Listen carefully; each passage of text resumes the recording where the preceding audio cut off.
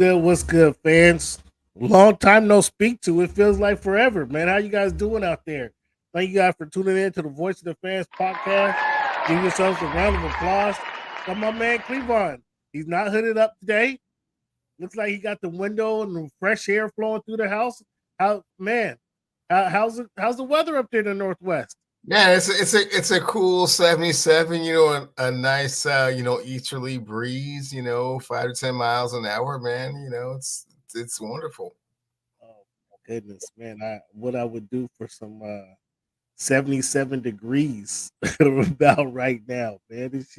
I think it's gonna be 77, probably at 2 in the morning. It's gonna be 77. Um, what's good? What's good, Barry? We got something for you, Barry. At the end of the show, man, you got to tune in. We got special categories that we're gonna break down, um, and decide that we're gonna have to categorize you guys a little bit, man. Appreciate you for tuning in, big dog. Fans, it's been a while, man. It's been a while. But let's talk about it, Cleveland. You guys had Seafair weekend with the Blue Angels flying around. I actually was in Chicago this past week and I saw they were promoting the Blue Angels. That has been in my sheesh. I left, what has it been? 90?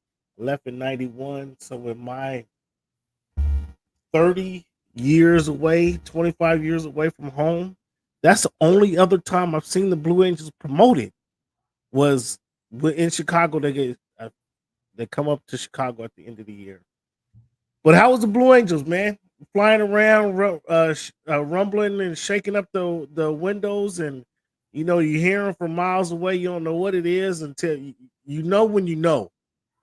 I mean, if you ever heard them, you hear the engines roaring. How was the Blue Angels, Cleveland? They were awesome as always, Cam. I remember the one season they decided that it was too expensive and not cost effective to have the Blue Angels, and they've had them ever since. I think that was like 10 or 12 years ago. Like, yeah, you got to bring the Angels, man. It's awesome. They tried to run Seafair without the Angels? They did. They had one. They had what? What was it? Well, between the boat races, before the championship boat races? What did you guys do? Nothing. Twirl around in the river, in the water for a little 20 minutes, or more like a. Everybody was like, "Hey, no Blue Angels. This sucks. Not coming back next year." And they were like, "Oh no, the Angels gonna be here." Like, "Oh, okay." Yeah. They had to refix that one. I mean, they had to make it. But have you got a chance to see the documentary on the Blue Angels? No, but I was telling a friend earlier today my Blue Angels experience, like at the highest level, and so I had a chance to watch the Blue Angels trials, right? And I was on the north side of Interstate 90. And the boat races are on the south end of Interstate 90. But I had an opportunity to watch them kind of do their thing, and they came. What I tell my friend is that they came so low that I was able to read the letters and numbers on the wing as they came down. I was like, "Oh wow!" And it was like so loud and like just like woo, like this. Yeah. It was amazing. The Angels ain't no joke, man. The Angels ain't no joke. For a long time, I thought it was just a Seattle thing, but they have actually 50, 56, I think, tours around the country. But it's just odd. I don't hear anybody promote it. I don't hear anybody talk about it. So check out if you guys got a chance from promote the documentary. I have nothing to do with it. But check out the documentary on the Blue Angels. It's out right now. You can go, find it. I can find it on my Fire Stick. I don't know.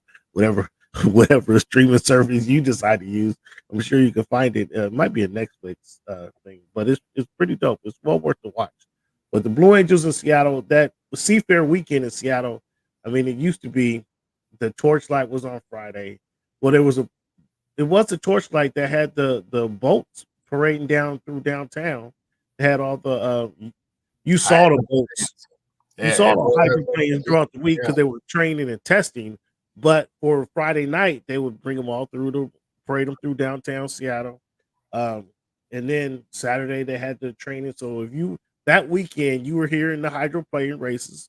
I mean, there's a lot of traffic around Lake Washington, but you were hearing the boats testing and training throughout that Wednesday, Thursday, Friday, obviously Oh, Saturday and then Sunday, and then sometime on Thursday, sometime you'll know when they here, but sometimes on Thursday, trials, yeah. those Blue Angels was coming to swooping through the trees, and you just all of a sudden you hear the house shake and rumble, and you hear them coming. It's like you can hear them from miles away, slicing through the air. It was pretty dope, and then you could see them do their aerial acrobatics. Man, the Blue Angels is phenomenal. That was growing up unequivocally the best weekend in Seattle, Washington. Unequivocally.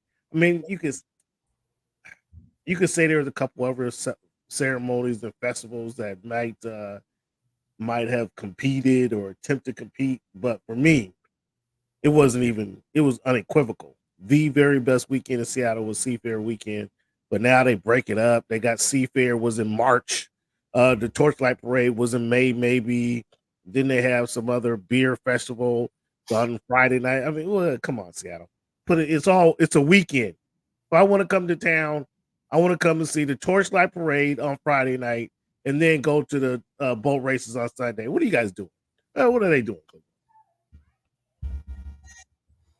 Now, 100% agree. That's the way that you should do it. That should be the protocol. But things change, times change. 2024, unfortunately.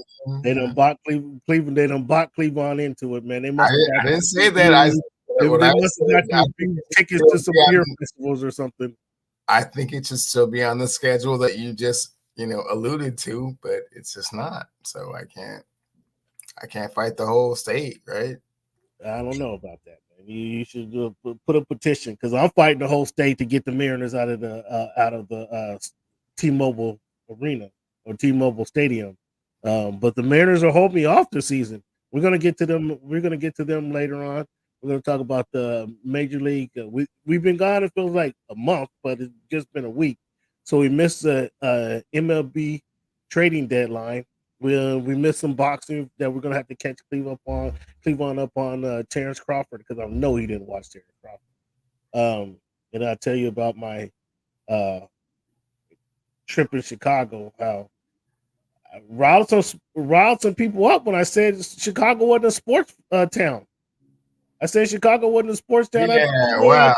I didn't make people really so happy with me. Out loud to some Chicagoans. That's weird. A few Chicagoans. I was pretty frustrated, and I'll get to that story here in a little bit. But we're going to talk about the NBA, some NBA off-season stories. And then it's that time again, fans. It's the NFL time is again. Again, we're gonna get to this NFL discussion and how can you call yourself a sports town if you're not interested in the team, the number one player, and get the number one draft pick, whether he plays in the preseason game or not. I'm trying to have a discussion with some Bears fans, and it doesn't matter. It's not important. Whatever. Let's see what he does week 1. What are you talking about? How is that a discussion for NFL football fans? And you guys don't want to discuss this. Yeah, I question the sports fandom of Chicagoans. I surely do. So we're gonna have that conversation today as well. Fans, we got some things coming. Probably by the end of the month, we're gonna have special offerings for you guys who continuously join the show, like Mr. Daniel Berry Sports, like MJ Lover 23. We're gonna talk. We got something for Boots. Where you at, Boots? We're gonna have some fans like Boots who are always contributing to the show. We're gonna have to categorize you guys and any fans who plan to be a part of the show moving forward. Also, fans, it's the football season coming on. We got the fantasy football draft. Cleveland didn't want to talk about it. He's been hesitant to discuss fantasy football. Cleveland gets to shake in and he gets to sweating, and next week he's going to have this hoodie on. He's not going to want to talk about it. Whether you're ready for it or not, it's fantasy football season is here, so we're gonna have to get the draft schedule, fans. We're gonna have to have our picks, and I mean Cleveland's gonna come up with some way to kind of mess up the spreadsheet, so we can't report on our picks this week, each week, like we've been doing for the last 10 years. Cleveland's gonna find a way to mess this up this season, but we're gonna have this talked about, and maybe you guys can win some money. Maybe we can help you guys win some money. Maybe you guys stick around, and we're gonna help you win some money. But fans, like we do each and every week, we start our show with the numbers game. So with it being week 303, Cleveland, of the Voice of the Fans podcast. Today's August 7th. We want to welcome you guys to the Voice of the Fans podcast. And with our numbers game, Cleveland, when you think of the number 7, who come to your mind first? Or who wore that jersey number the best? Cam, there are so many number 7s. Who comes to mind first is the polarizing Mike Vick.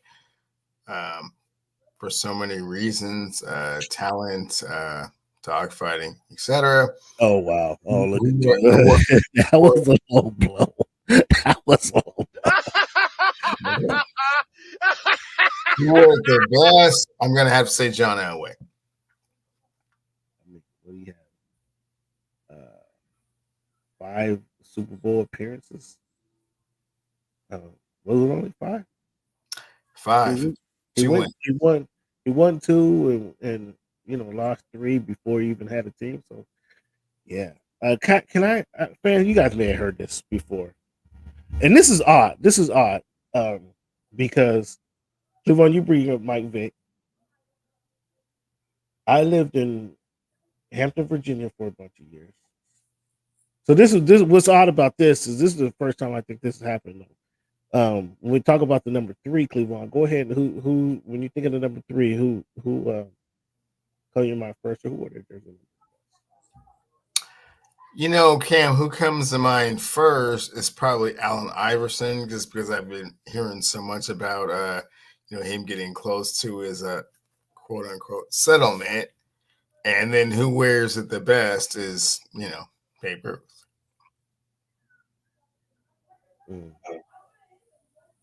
For a few different reasons, Dana Barros was the first person to come to my mind first, along with Dale Ellis. Okay, I'm not going to get into my Dana Barros story. Please, stay away from that one. Wow. But Allen Iverson obviously is a big factor, though. And oddly enough, what I feel is odd is both of these guys are from the Tidewater area. Mike Vick. Yeah, and fans, just to get back to that Dana Barros thing, man, that was kind of picking out a scab. Cam, I don't think Cam knew that. But you want to? I mean, you want to tell them? I might be incarcerated if the Dana Barros altercation went differently. So. Ooh, well, let the fans know. Give us some inside scoop on your relationship with Dana Barros. I'm not going to get into it, but I'm just going to say, hey, 5'9" from Boston College. Hey, man, coming to 206. Hey, man, Dana Barros made a video, and I think that was the last season he played in the NBA after that video came out. I'm not sure if you're familiar with that music video he had. And he thought he was Allen Iverson, but that's a song for a different day. But Allen Iverson and Mike Vick, being from both the 757, the Tidewater area, I actually saw Mike Vick play in high school, and he was in this particular game I went to. There was one kid who was the talk of the town, and that was Ronald Curry. I'm not sure if you're familiar with Ronald Curry. I am. He was and correct me if I'm wrong, the basketball and football player of the year, USA Today. As a junior and senior. Junior in high school and senior in high school. So I had to go see what the hype was all about.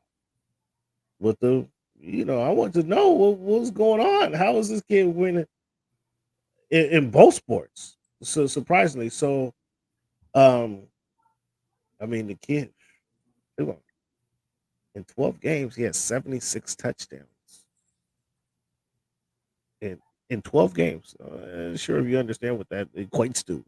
But in 12 games, he had 76 touchdowns. That's like 6.5 touchdowns a game. Killing, killing. So I went to go see them. I went to go see him primarily, and I was since he was killing everybody. Like I was okay. What is a team that? And I'm asking people because I didn't know. I was relatively new to the area. What is a team that at least is going to compete with these guys? Is there a team that's going to compete? And what would that team be?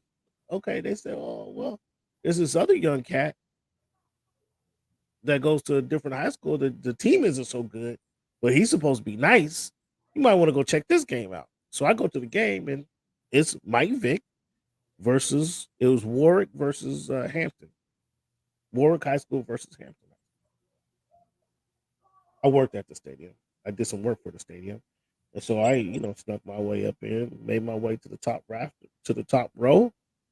And Mike Vick, remind me, for those of you guys who enjoy college football, I know you enjoy college football, Cleveland. Mike Vick reminded me, looked like a spitting image of Charlie Ward at Florida State. Nice, cool, calm, composed in the pocket. Didn't run a lot. That was the thing that surprised me. He didn't run a lot. He shifted left to right. He scrambled to get open away from the rush to find an open receiver.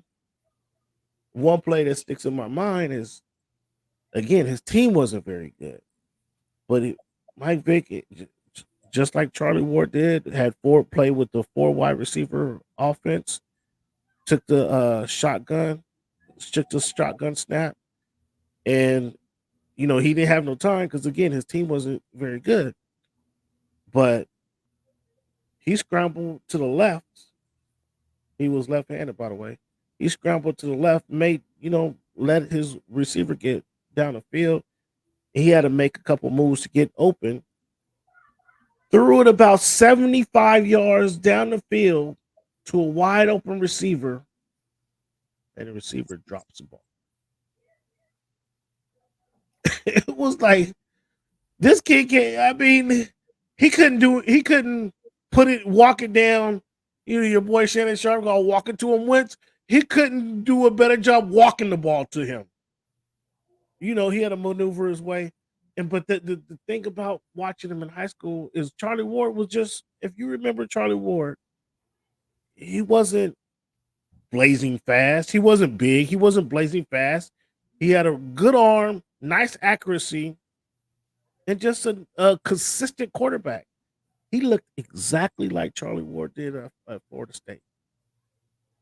But he was making some room, making some space, finding his receivers open, and the receivers were just flat out dropping the ball. It was amazing. Hampton ended up beating them like 48-28, something ridiculous like that. But you saw on the field that this kid Mike Vick had talent. Put some talent around him. He's going to be nice. And Ronald Curry was very much. He was the best player on the field, play quarterback. He'd take the snap and throw it to roll out, and then look like he's going to run the ball, and then all of a sudden flick it 40 yards to his receiver who's running wide open because all the defenses came down on him. So he throw it to his wide receiver running down the field, and he's scampering for the touchdown. Or Curry would if they didn't rush him, now they would decide to drop back on him, and then he'd roll out and then just kind of weave his way right through the defense like they weren't even there. It was pretty incredible. Like they couldn't touch him. He wasn't breaking tackles. He just weaving, looked like a child playing with a son. Like Ronald Curry was pretty impressive. But they were both from Mike Vick, obviously, Ronald Curry, both from the Tidewater area. Allen Iverson was also from the Tidewater area. And real quickly, I moved to Virginia in 93 after the bowling alley incident. So the bowling alley incident happened in April, let's say. I moved there in September. I moved to Hampton, Virginia. Hampton, Virginia is writtenish. we're renting a small town ish, if you will. Um, and kind of like the Renton Landing. There's only it's a walk. The landing is very walkable, right? So that's downtown Hampton. Well, just imagine the Renton Landing, but there's only a few ways in there. Like you can only enter a couple different ways from the landing, right? It's not all you can't pull off the 5 freeway right into Renton. You have to hit the side street, right? So they having this the Hampton Bay Days they call them, but they have it blocked off. So it's a beer garden where only you have to buy yourself a ticket, and they have only two entrances. It's all blocked off. You can walk up to all these entrances, but uh, to all sides of it, but they only have two entrances where you can pay to get into this little beer garden because it's beer, it's adults, and all this and that. So I said I was new to town. I hadn't been there a week. I'm gonna go to a Hampton Bay Day, see what's going on down there in downtown Hampton. At the entrances, at the entrances, they have it's a lot of us there, and they got t-shirts holding up Free Allen Iverson, black t-shirts with the letter Free Allen Iverson. I'm like, who the heck is Allen Iverson? I'm thinking Allen Iverson is a mayor, the politician, the police sergeant who then got wrapped up in some controversy. Um, but on both sides of the entrance, a lot of us like they were not allowing you to go in the entrance, but they were guarding the entrance, if you will, because they're boycotting. They're boycotting the Hampton Bay Days because this is where Allen Iverson got arrested for the bowling alley incident. I still have no idea who this is, though. I have no idea who this is, and I'm wondering who the heck Allen Iverson is. So later on that night, on the news, turn and click on the local news, and then they talk about who Free Allen Iverson. Oh yeah, the city really came out to support the high school kid who recently got like locked up. I'm like, high school kid, like they were out in droves. They were the way the Tidewater area was riding for Allen Iverson. That's how you want your family to ride with you. They was riding for him like that, real big. It was real. I was blown away that there was a high school kid they riding for, but it was. And Um, it's funny what as you were telling that story, I remember the story of Coach Beamer talking about the difference between recruiting Michael Vick to come to Virginia Tech and play quarterback, and recruiting Marcus Vick to come to Virginia Tech and play quarterback. So when they go to recruit Mike, it's like they're it's that Shannon Sterling Sharp stuff. It's like, wow, these floors, you're on dirt floors, and the bathroom is outside, and okay, we're having squirrel and chipmunk casserole. That's cool. Okay, son. When he comes to recruit Mike, right? Son, I'm gonna pull you out of all of this. You're gonna be a millionaire. You're gonna be able to take care of your whole family, and everything is gonna be great at Virginia Tech. Come here. Mike goes to Virginia Tech, gets to be the #1 pick in the draft. amazing. I did not see in Virginia Tech. You saw the talent there. You could see you still saw his pocket presence, but what I did not see from in my high school was his running ability, his cat like quickness, and his speed. Yeah, That so I did not see in high school. so your story is funny because apparently the 4.29 was not on display, and then No, no, it was not. Well, yeah, he didn't run. He didn't run. yeah, Did you see Charlie Ward run? Charlie Ward ran for the first down. If it was fourth, it was third and yeah. 16. He Check gets 17 and slide. yeah, right, yeah.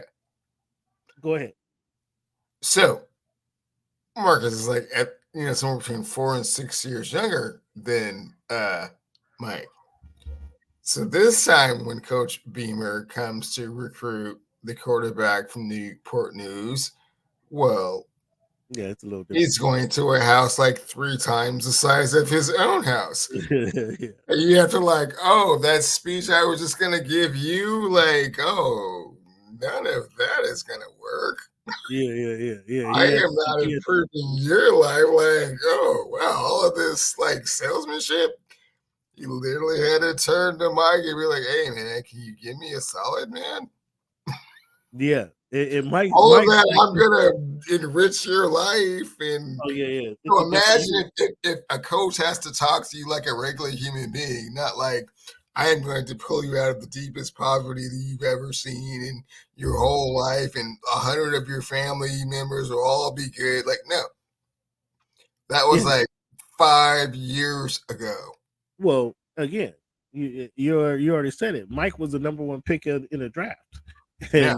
and Mike wasn't he wasn't stingy with his But he was trying to come with like that same thing, but he didn't understand like how different times change. yeah. Well, right. Yeah. Yeah. Beamer was kind of stuck. He was kind of stuck in the time.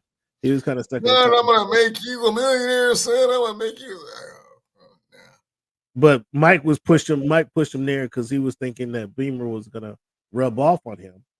But by that time, when your brother I has mean, Marcus was like 100 already like million, super flamboyant and like already yeah, like not as talented. So like, but yeah. it was But just no, so but when his brother has $100 million in the bank and he's but just it's as like generous, it just what resonated with me is that that's how all these coaches come. Like they're going to these places where these people are so impoverished and so like, please save us, please help me, please throw me a rope. And when you don't when you don't have to come like that, yeah, like you're not throwing me a rope, bro. yeah. And that was We're already rich. Marcus's problem. That was Marcus's problem. Is For sure. he He didn't need didn't the have coaching. like the motivation or Yeah, determination because they were already there. yeah. He was talking about already there, man. Is they had the Hall of Fame game this weekend. And again, as I was literally in Chicago this past weekend, um, Thursday night, I was trying to, I was couldn't watch the game. I was busy. I couldn't watch the game. Was not an option. I caught maybe a minute or two of the game, and I just saw on Hard Knocks that the game was actually suspended and they didn't finish the game because of weather. But um, I did ask some fans Thursday when I flew into town Wednesday. So it was Wednesday night. I was asking the fans, local people in Chicago, downtown Chicago, are you interested? Do you want to see? Because we had the argument, Cleavon, is should Caleb Williams be playing? Should he play any downs in the preseason game? Cleavon's like, no, save it. I'm like, no, let the guy got to get some reps, man. You got to see the guy on the field. Oh, the fans, a couple people I talked to, oh, it doesn't matter to me. Um, I don't, really, I don't know. I don't have an opinion. I'm like, what? Come on, this is a number one draft pick for your Chicago Bears. How do you guys not have an opinion if the guy should play or not? They were very indifferent, and I'm just like, okay, all right, guys, like, come on. I thought we were in a sports crazed town here. I'm more passionate about this dude, and I can care less about the Bears than you guys are. It was just weird to me because nobody had an opinion on the Chicago Bears and if the guy should play or the guy should play a preseason game. Very indifferent. It was very weird. Um, Nonetheless, they had your Patrick Willis, your guy Julius Peppers, Andre Johnson, Dwight Freeney, Devin Hester, all inducted into the NFL Hall of Fame. I didn't hear one Hall of Fame speech. I didn't hear one moment of the Hall of Fame speech. I mean, the Hall of Fame, the way they do I don't want to say they should move it, but this Hall of Fame game has lost its luster, especially the way they treat the Hall of Fame, the preseason games now. The Hall of Fame game or the Hall of Fame weekend has lost its luster. What's your thoughts on that? I don't think the Hall of Fame weekend has lost its luster. I think part of the problem with the Hall of Fame ceremony is that I feel like the committee feels obligated to have a bunch of people every year that, in my opinion, may or may not be Hall of Famers. Like sometimes, like when you go to Cooperstown, it might just be one dude. Mm-hmm. And be like, okay, Ken Griffey Jr. that's it for the year. But I feel like the NFL feels compelled to like make this a thing, so they have to just like pull people that. Well, Andre Johnson, man, I don't know. I don't know how you feel about it, but it feels like it gets more fringe every year. Like really, yeah. I'm like, looking at this list, and Patrick Willis. and Okay, we go Patrick back to Willis had a when solid career. Dion was saying, what did Dion say? It's like we can't all be wearing the same. He said we need two floors. Yeah, like no, I'm like a Hall of Famer. You're like you made the Hall of Fame. Yeah, I don't think Andre Johnson is a Hall of Famer. I mean, he was solid. I mean, he was great in college. I mean, I don't. Did he win a playoff game? I mean, no, Schaub and those guys lost all the time. Yeah, he wasn't. Dwight Freeney. Okay, he was a factor on a Super Bowl winning team. Andre Johnson is more of a Hall of Famer than Dwight Freeney, without question. I don't know about that. Dwight Freeney was their star defensive end on the Super Bowl championship team. Andre Johnson didn't make a play. Did they win a playoff game? I mean, I might have to go do some homework and see. I don't think they won. I don't believe the Houston Texans won a playoff game until C.J. Stroud last year won the playoff game. Devin Hester is for all of those kick returns. Yeah, is Devin Hester making the Hall of Fame on the fact that he took the opening kickoff in the Super Bowl for a touchdown? That don't matter, man. That don't matter. That don't even count the stat book. Devin Hester not a Hall of Fame. But some people say he's the greatest kick returner of all time. And so what? If you're the greatest kick returner of all time, that puts you in the Hall of Fame. He's not. I'm on Dion's side of the ledger, man. Like this is weird. Julius Peppers, they did go to the Super Bowl. They didn't win it. Okay, Patrick Willis, did they make the Super Bowl? No, but they were very solid. I mean, Julius is fringe. I think Patrick Willis deserved it. Yeah, Patrick Willis. That's what I'm saying. They were a perennial playoff team. Like they were the tough. You worried about going into San Fran. And he was one of the top two middle linebackers every season he played. Yeah, so I don't know. It was yeah.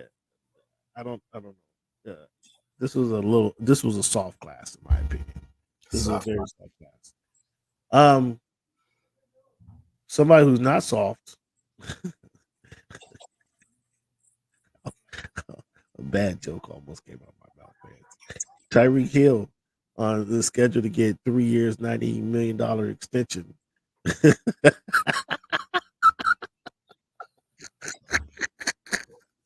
I'm so glad that joke didn't come out of Cameron Buford's mouth. Oh my goodness gracious. He's slotted to get a 3 year, $90 million. What do you think? Fair deal? Fair deal for Tyreek Hill, fair deal for the Dolphins, 3 year, $90 million? Absolutely a fair deal for who the players voted as the number one player in the league. Yeah, without question. Are you surprised by that? I'm kind of surprised by he was voted the number one player in the top 100. Now, I mean, the top 100 is a peer. It's a peer voted list, so that makes it interesting. I mean, that gives it credibility. Gives it more validity, right? Like you're saying, more credibility. I mean, that's who they think. When the NBA, journalists, it's who the players. When the NBA players voted the All-Stars, that didn't give that more validity, did it? It was. Did it really? You think? Because you're playing against those other players, so your peers are voting for this. It's not. It makes it a peer award, which obviously has a certain amount of recognition and credibility there. I'll give you that. Does it make it more valid than sports writers who make the opinion? Because come on, the best Well, player, you the already best player in the NFL is Patrick Mahomes. Period. End of story. but There's Cam, not. There's not. you already know the problem that I have with this, right? A wide receiver being the best player in the league, right? Well, I don't. I don't. But I can tell you with unequivocally So the what best my player. problem is with it is that receivers don't throw the ball to themselves. Okay, I mean, fair enough. And I mean that's why I'm surprised. I'm surprised Tyreek Hill was ranked number 1 by the media, by his peers. That is surprising to me. Because again, Patrick Mahomes is unequivocally the best player in the NFL. Period. End of question. It's But not he even. wasn't even number 2. Who was number 2? Lamar Jackson was number 2, Uh, and he's not the second best player in all of the NFL. Come on. so is this just success fatigue that we're feeling with Patrick Mahomes? Like he won so much, and you have to do extraordinary things to even get on our radar at this point. On the kid is about to start the season. But Lamar had a better year last year, without question. Did he? Yeah, he sure did. And what happened when they played each other? Okay, well that's a different story. I mean, what? How's that a different story? Usually Lamar had a better year. What happened when they played each other? It's not about who had the better season. Lamar had a better season. He's the league MVP. Patrick Mahomes did not have a great season last year. He did. I mean, sure, fair enough. That's very fair. He was not dominant last year. Last year, dominant to the playoffs. Last year was his worst year, and they end up his worst year in the league, and they end up winning the Super Bowl. Okay, once the playoffs started, it's different. It's a different story. I get that. So, I mean, is it fatigue? I mean, he's number 4 behind your guy. He's 3, right? He's 3 behind Tyreek and Lamar, and then him, right? No, Tyreek, Lamar, your guy, the kick returner, Patrick McCaffrey. I mean, no. Christian Jackson McCaffrey, and then it's Patrick Mahomes. Okay, well, he'll use that as motivation, bullet board material. Cool. Yeah, I mean, come on. Mahomes is better than all 3 of those guys. It's not even a question. It's not even a question. Is it fatigue? It has to. It might be fatigue. But who had the better year last year? Or is that how we're ranking this? Coming off last season, no, Lamar Jackson had a better year than Patrick Mahomes last year, regular season, without question. What happened when they played each other? Okay, see. So stop that. So stop saying he had a better year when they played each other. What happened? So you're not listening to me. I heard what you said. During regular season. Yeah. Did Lamar. They play each other? Did they play each other in the playoffs? They did. Championship game. Okay, so what happened when they played each other? Is that part of the regular season? Like what I said? That's part of the season. You can break it down and slice it up however you like. So no, it's not part of the regular season. Okay. Break it down however you like. However you choose to break it down. Those 2 played each other last season. Okay?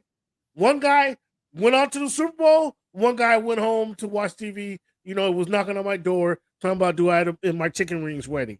Okay? There was a difference there. Okay? Wow. Fans, did you hear that? He just said Lamar Jackson was an Uber driver after that game. That's cold-blooded. Not even right. The MVP of the league said, hey, homie, why don't you bring me my wings? You late. You 7 minutes late. You get no tip. Hey, next time. You said that about Lamar Jackson. Next time, because Patrick Mahomes was far less statistical. You want to go? You want to go stats on me? You want to go stats on me now? You want to really. go stat heavy? You want to throw stats out? I mean, how about? I wasn't Super Bowl champion until you reduced Lamar Jackson, the league MVP, to an Uber driver. That's kind of cold-blooded. Hey, win a game, win a playoff game that everybody's counting on you to win. When you're at home, you have the Super Bowl. I think Uber driver is a little low on the I'm Well, saying. when you have the Super Bowl champions in your house for with a chance to go to the Super Bowl, and you break out the right side, and then you looking at your cornerback, looking at the cornerback like, "Don't touch me, don't touch me, don't touch me," and goes down. I mean, now I have to question your heart and stamina. I mean, just when we're talking about it. Um, but Miles Garrett is comes after Mahomes. Uh, Chris Jones, Trent Williams. They have Trent Williams in the top 10. I mean, I know Brock I Purdy's don't in know. I less. don't know if he's. I don't. It's it's a funny thing. I've seen two offensive tackles that I understand why they are who they are. I don't get that from Trent Williams. I don't have the time to tell you the story about when I saw Jonathan Ogden in person in Las Vegas. It's a long story and it's quite comical. You try to tell me that I Brock don't have Purdy is not who he is I don't have the time to tell you unless Trent about Williams is there. you keep cutting me off. I don't have the time to tell you, fans, about Walter Jones pushing Escalades around in his driveway and how ridiculous that sounds, but that's really how he got ready for the football season every year. I don't feel like Trent Williams is on that list. I don't even think he's Eric Williams good. I don't know if fans, I don't know if you're old to remember Cleveland, Eric Cleveland, Williams, but the tackle. Cleveland. You are the one who told me, or you are the one who stated all season last year that Brock Purdy isn't who he is unless Trent Williams is on the court or is on the field. So now you're saying Trent Williams is less than. No. I said Christian and Debo. I said if Debo's not playing it, come on, man. Cut it out. Cut it out. JJ Watt, Not even remotely Travis the same Kelce, quarterback Max without. Crosby rounds off the list. So interestingly enough, number 5, number 6, number 8, and number 10 are defensive players. I mean, I appreciate that this diversity in this list, but I don't agree that Patrick Mahomes is behind Tyreek Hill, Lamar Jackson, and Christian McCaffrey um, as a top player in the league. I don't find that even remotely viable. To me, that distorts the list, but whatever.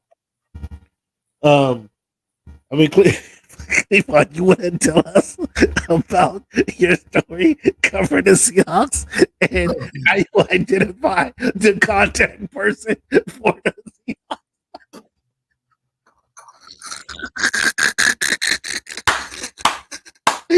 Fans, it's not up for an on-air conversation, but this is absolutely hysterical. Maybe we can do this in person one day.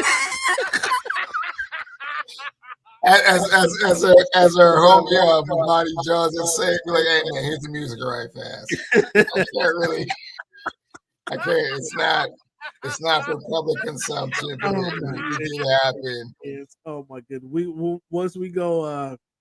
Once we go behind the scenes, man, this is, oh my goodness gracious. Truly You will happened. fall out of your chair when you hear this story here. You will fall out of your chair. Come on, That's the most funny part about the story. Not that I had that preconceived notion, but that it worked. That was.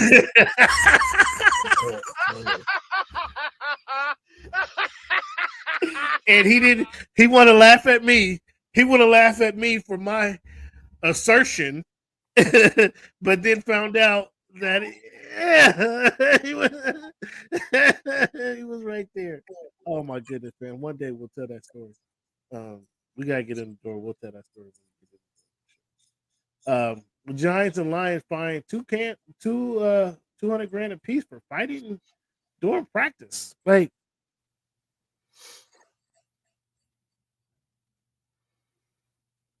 read the article. and it said the Giants and the Lions were fined 200K for the brawl during the practice. It didn't say the players were fined. It didn't identify the defensive tackle and the nose guard or in the center. It didn't identify the wide receiver and the cornerback were out there scuffling.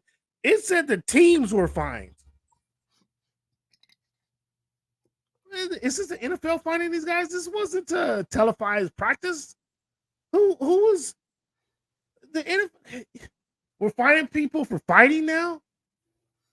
What do you guys think is happening? And see, Troy Vincent, then Troy. No, I know you was a cornerback playing in Miami, and you played in Philadelphia. Miami's a little different story, so I'm gonna write them off the book. I mean, it's hot year round. But what do you think is going on? And hold up, Cam. I mean, the way you're trying to downplay who Troy Vincent is, make no mistake, he went to the NFC Championship 4 years in a row. But he played cornerback and a Super Bowl. But he played. They seen some dude. He wasn't an interior lineman. You know, he wasn't in the scrum every day in practice. He's out there with, playing tiddlywinks with the wide receivers. Okay. Wow. Troy. I am not co-signing this whatsoever. Playing tiddlywinks with the receivers. Yeah. That's what Vincent was. He's. My point is, he's not. He's not. They can take plays off. They can take downs off. When you're in the interior lineman, you're going hard every moment. Every moment of practice, you're under contact every single moment. Cameron, can I dial this back a tad bit? They find these two franchises 1/10 of 1% of their value. You can't find. It's a way to say, hey man, you guys can't be fighting out here, because what if someone gets hurt and it's the Eagles person punching the Giants person in the face, and all of a sudden their orbital bone is broke and they can't play for 13 weeks, and that's your starting left tackle. You can't be doing that. It's football.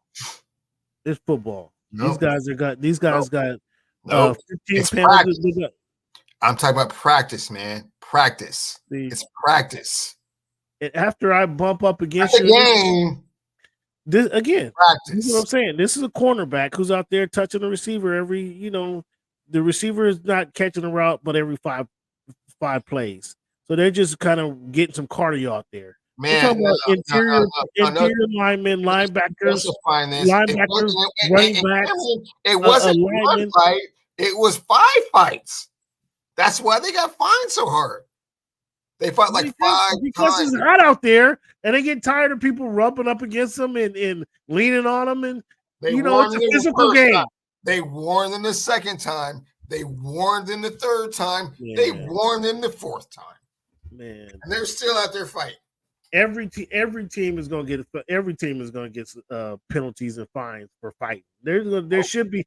In fact, I want my team fighting. I want my team fighting. I don't want them to be hugging up on these players. I don't want these guys to be hugging up on their opponents. You running wind sprints at like 10:30 at night. I understand how you feel about it, Cameron, but that's not what the league is trying to do. You can't be fighting with people.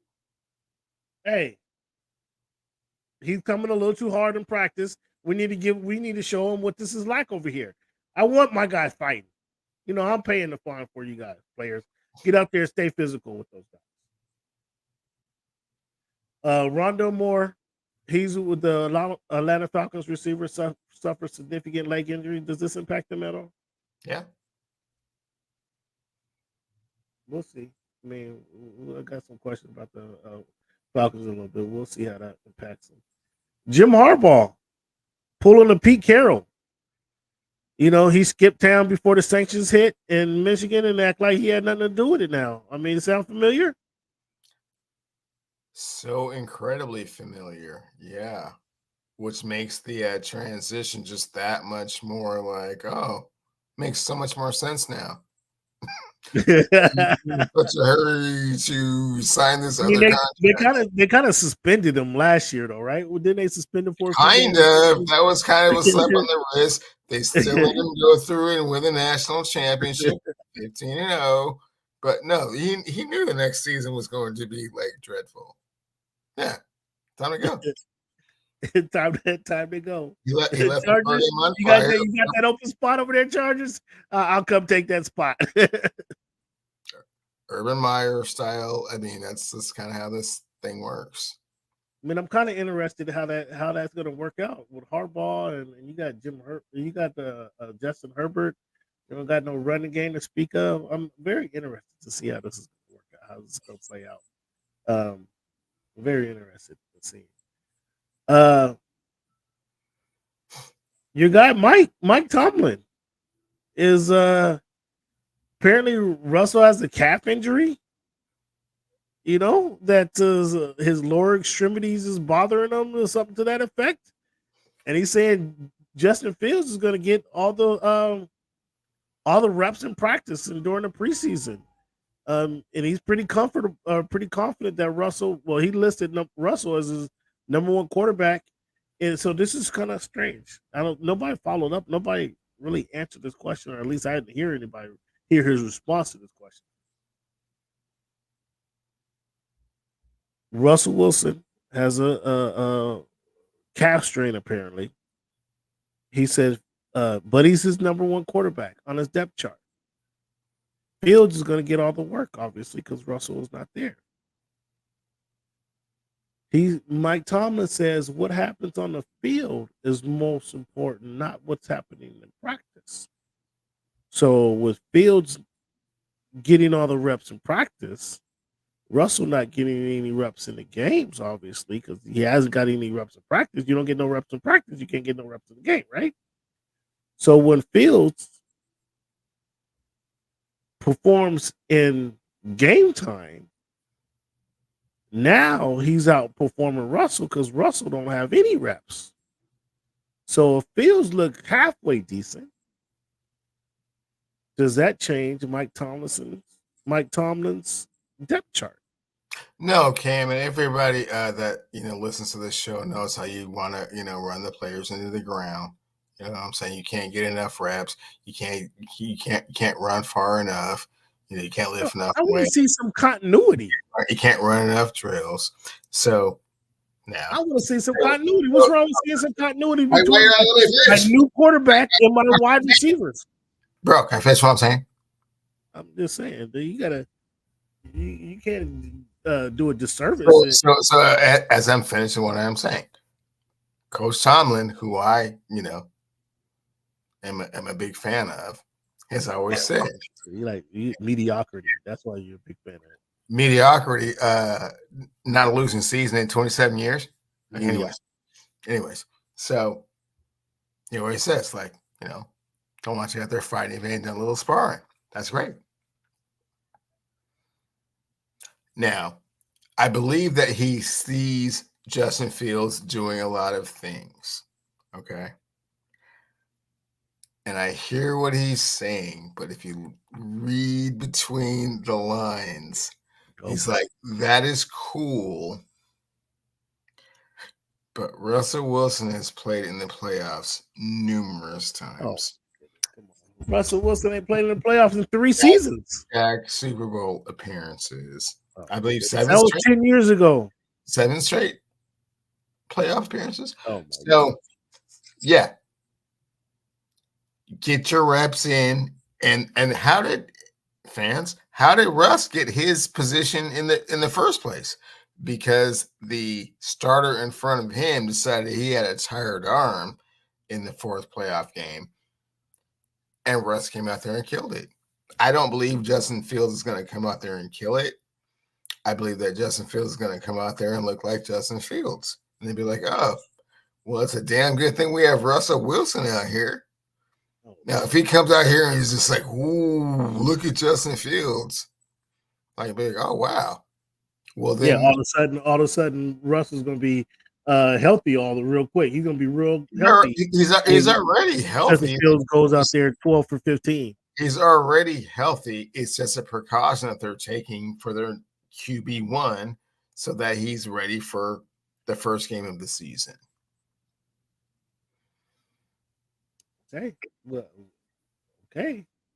Yeah, I think again, Cleveland doesn't like these preseason games. He doesn't like these opportunities for players to develop chemistry amongst each other. He doesn't like when the players have to go out there and compete in real game But situations yeah, to preseason games aren't the to see same, man, anything. as when he was growing up and stuff. Yeah, it's not the same.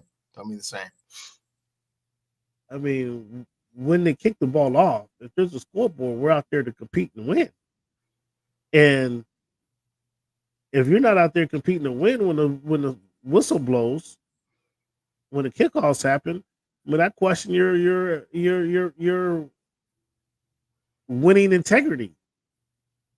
And so, Not, bro. That's what I'm saying. It's not Braveheart in the preseason, man. It's just not that anymore. no, but you We're get not to doing see. that anymore. Okay, listen. Okay, listen. Tom Brady did. Cameron, we're not running all them weird drills and stuff that you used to do. How many? We're not going to Cheney, Washington, where it's like 104 degrees every day Let and me ask you running this question. 3 Answer days. this question for me. You're not running the 400 like 5 times in a row after practice anymore. That's not what's going on anymore. Answer this question for me. Answer this question for me. How often did you see Peyton Manning's backup get snaps over him? Preseason to the Super Bowl. How many times did Tom Brady's backup get snaps over him? Did we see that? Cameron, what does that have to do with preseason games? Those guys never played in the preseason. Again, I will ask you once again, and you tell me where I'm wrong. When did Tom Brady or Peyton Manning's backup play? When did they play? Name me Tom Brady or Peyton Manning's backup. Name one of them. I'll name Jacoby Brissett. Did he play over Tom Brady? Did he play over Tom Brady preseason or not? No, No, but he didn't. I don't know where you're going with this. No, What do you? because starting championship quarterbacks want to play. They want to get out there and perform. They want to get out there and develop the chemistry with the players that they're going to be playing with. Cameron, times have changed. They get all that stuff done in practice. I know you don't. I know you don't like that because you want to see it. They get all that done in practice, like way Do they? more efficiently than they ever have. Yes, they truly, honestly do. Or they You know wouldn't what? be ready. Or they wouldn't be ready when the game starts. They would have had to be like, "Oh man, I didn't get enough reps and stuff, man. We didn't get enough game time." Like, no, you don't need any game time. We do all this stuff in practice. What's the best fit for Brandon Ayuk? Who needs to step up and get him if he's available? If the Niners actually trade him, Pittsburgh Steelers. Pittsburgh Steelers is. Yeah. If I'm Miami, If no, you're Miami with he wants. $177 million in contract money, you want to go get Brandon Ayuk to If put I'm in a Miami, $250 million in contract money for your receivers, and if you don't I'm even get a Miami, quarterback. if I You're am talking, Miami, you're talking shit about Tua for 7 years. if I'm Stephen Ross, No, I'm sending I would. I Tyreek. wouldn't even pay him. I'm I would sending not Tyreek to San even. Francisco. I'm sending Tyreek to San Francisco. Give me Brandon. Give me Ayuk and a You couple of those draft picks that you got. Cameron, you just cursed your franchise for another 15 years. Why is that? Why is that? Because what came out of your mouth is I would trade Tyreek Hill for Yes, Brandon Ayuk. absolutely. The number one player in the NFL that the players said was the number one player in the NFL. I'm so sorry. Where was Brandon Ayuk's ranking again? Listen, He was Brandon. what? No. Look it up. I don't know. I don't know where Brandon Ayuk is. No. Look it up. I'm not even gonna look it up for you. You have to give me this number. Oh my God. The number one player in the league. We But just had a listen, 20-minute conversation about why Patrick Mahomes should be number one, but the players didn't say that. They said Tyreek Hill. What they say about Brandon Ayuk? I'm about to look at. I'm about to find it Yeah, right now. please. I'll wait. But you're not listening. You're not listening to why. I No, I wrote because an there is no article. why. I just explained why I'm not listening to your why. Because we know the player that the players said was number one, and who did the players say Brandon Ayuk was? Number 66.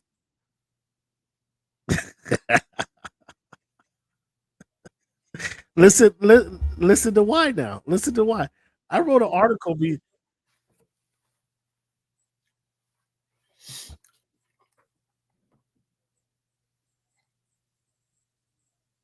I wrote an article on this, Cleveland. I wrote an article on this that said is I asked if this was sustainable.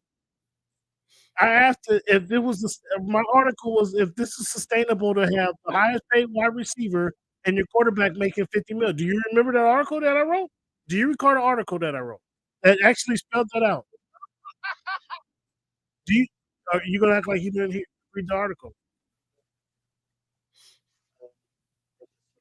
Oh, he doesn't want to talk to because you didn't read the article. There was a question I asked, I'm man. so sorry, Cameron. You said 66, right? Again, that was the list that you want to put a lot of weight and stock into. No, I don't make the list. The players voted on this. Yeah, You said again, 66, I told you there right? was a problem with that list. I told you there was a Oh, problem. so you have a problem with how the players evaluate other players? Yeah, I actually do. They have Oh, Patrick Mahomes number 4. so the players are If they have wrong. Patrick Mahomes So number the 4, I don't players, agree with the list. so the players that play against the other players are wrong If they don't have Patrick Mahomes number because you 1, don't there's a agree problem with the because list. you don't agree. The other players that play on the field with the other players are wrong. Absolutely. 66-1. Listen, I wrote an article earlier. You can find the article at voiceofthefans.org. So you already understand how Is many. this sustainable? Is having the highest paid wide receiver on your team and paying your quarterback $53 million is what they're paying, is that sustainable? I don't think it's sustainable. I'd rather have a receiver I can pay a little bit less than, and maybe I can get a offensive lineman that can block. Maybe I can get a linebacker that can tackle for the extra $5-10 million that I'm saving. That's what I'm trying to do. So I don't know why you're getting all hubbub on me and you're not listening to the financial logic of it all. Because you didn't hear what you said before. You said you would trade the player that the NFL said was the best player in the league for the 66th best player in the league. And there's no comparison with wide receiver skills and ability between these two players. There's some logic there. I know you don't get me here. There is logic there. And that's the logic I would Yeah, you need to go back in the lab and rework that one. Let's move right along. Cleveland, who has a better season this year? Brock Purdy or Jalen Hurts? Statistics wise, or how far they get in the playoffs, or what are we talking about? Be more specific. Who would you have rather? Which quarterback would you have to the season? Brock You know, Purdy or Jalen Hurts? Cam, it depends on the roster that these quarterbacks are playing on. If we were just leaving them on their same rosters, well, geez, I'd rather have Brock Purdy. He's got a better role. Whoa, what? Oh yeah, no, fans, I've come 180 on Brock Purdy. Yeah. So that's good to know. Trevor Lawrence, it's Sorry, Trevor Lawrence or who? Justin Herbert. Trevor Lawrence. Justin Herbert's foot's all messed up. They're downplaying it. Be interesting to see how that thing. Because who just like I don't think Lad McConkey is going to be. I don't think he's going to be that dude. I don't think he's going to be next coming to Jordan Wilson. He may be. I'm not sure about that. Jordan Love or CJ Stroud? Who's going to have a better season? Which guy would you rather have? Yeah, I know, man. Cut that out. Here's a question. Russell Wilson / Justin Fields or Bo Nix? Russell Wilson / Justin Fields. Regardless, huh? Regardless. J.J. McCarthy, Sam Darnold, or Kirk Cousins? Kirk Cousins. Really? Interesting. Okay. You ready to make some predictions? We made some. You ready to make some predictions or no? Sure. Too early to make some predictions? I mean, they're preliminary. Fans, hope you understand that. I mean, we haven't even played a preseason game yet, but yeah, we can make some predictions. Preseason games don't matter. Is it? There's injury and there's who is playing who and what they do. Yeah, it matters. It matters less to veterans than it does to, newbies, for sure. Who do you have?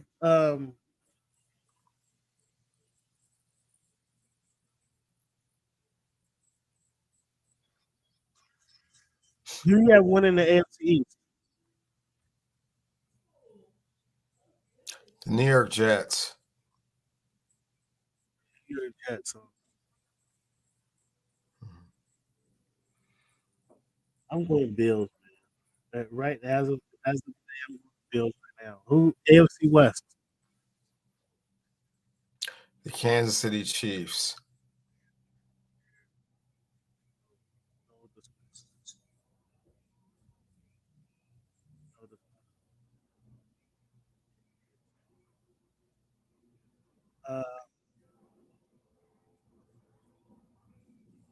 What about the AFC North?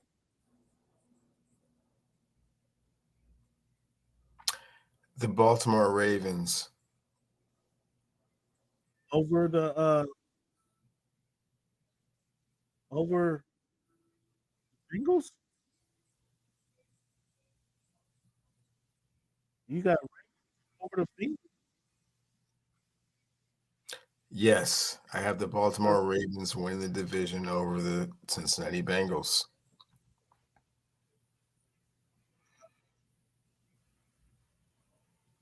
Lamar, you got Lamar. Surprised you don't have Mike Tomlin. Why don't you have Mike Tomlin there within the division? No, they have a winning record. They make the playoffs because that's what they always do. That's what they do. And then once they get in, it's up to them to, take that next step. But they're not going to win the division. No. AFC South. You going your Texans? Yes. But did you get a Texans jersey this offseason? No. Don't like the colors that much.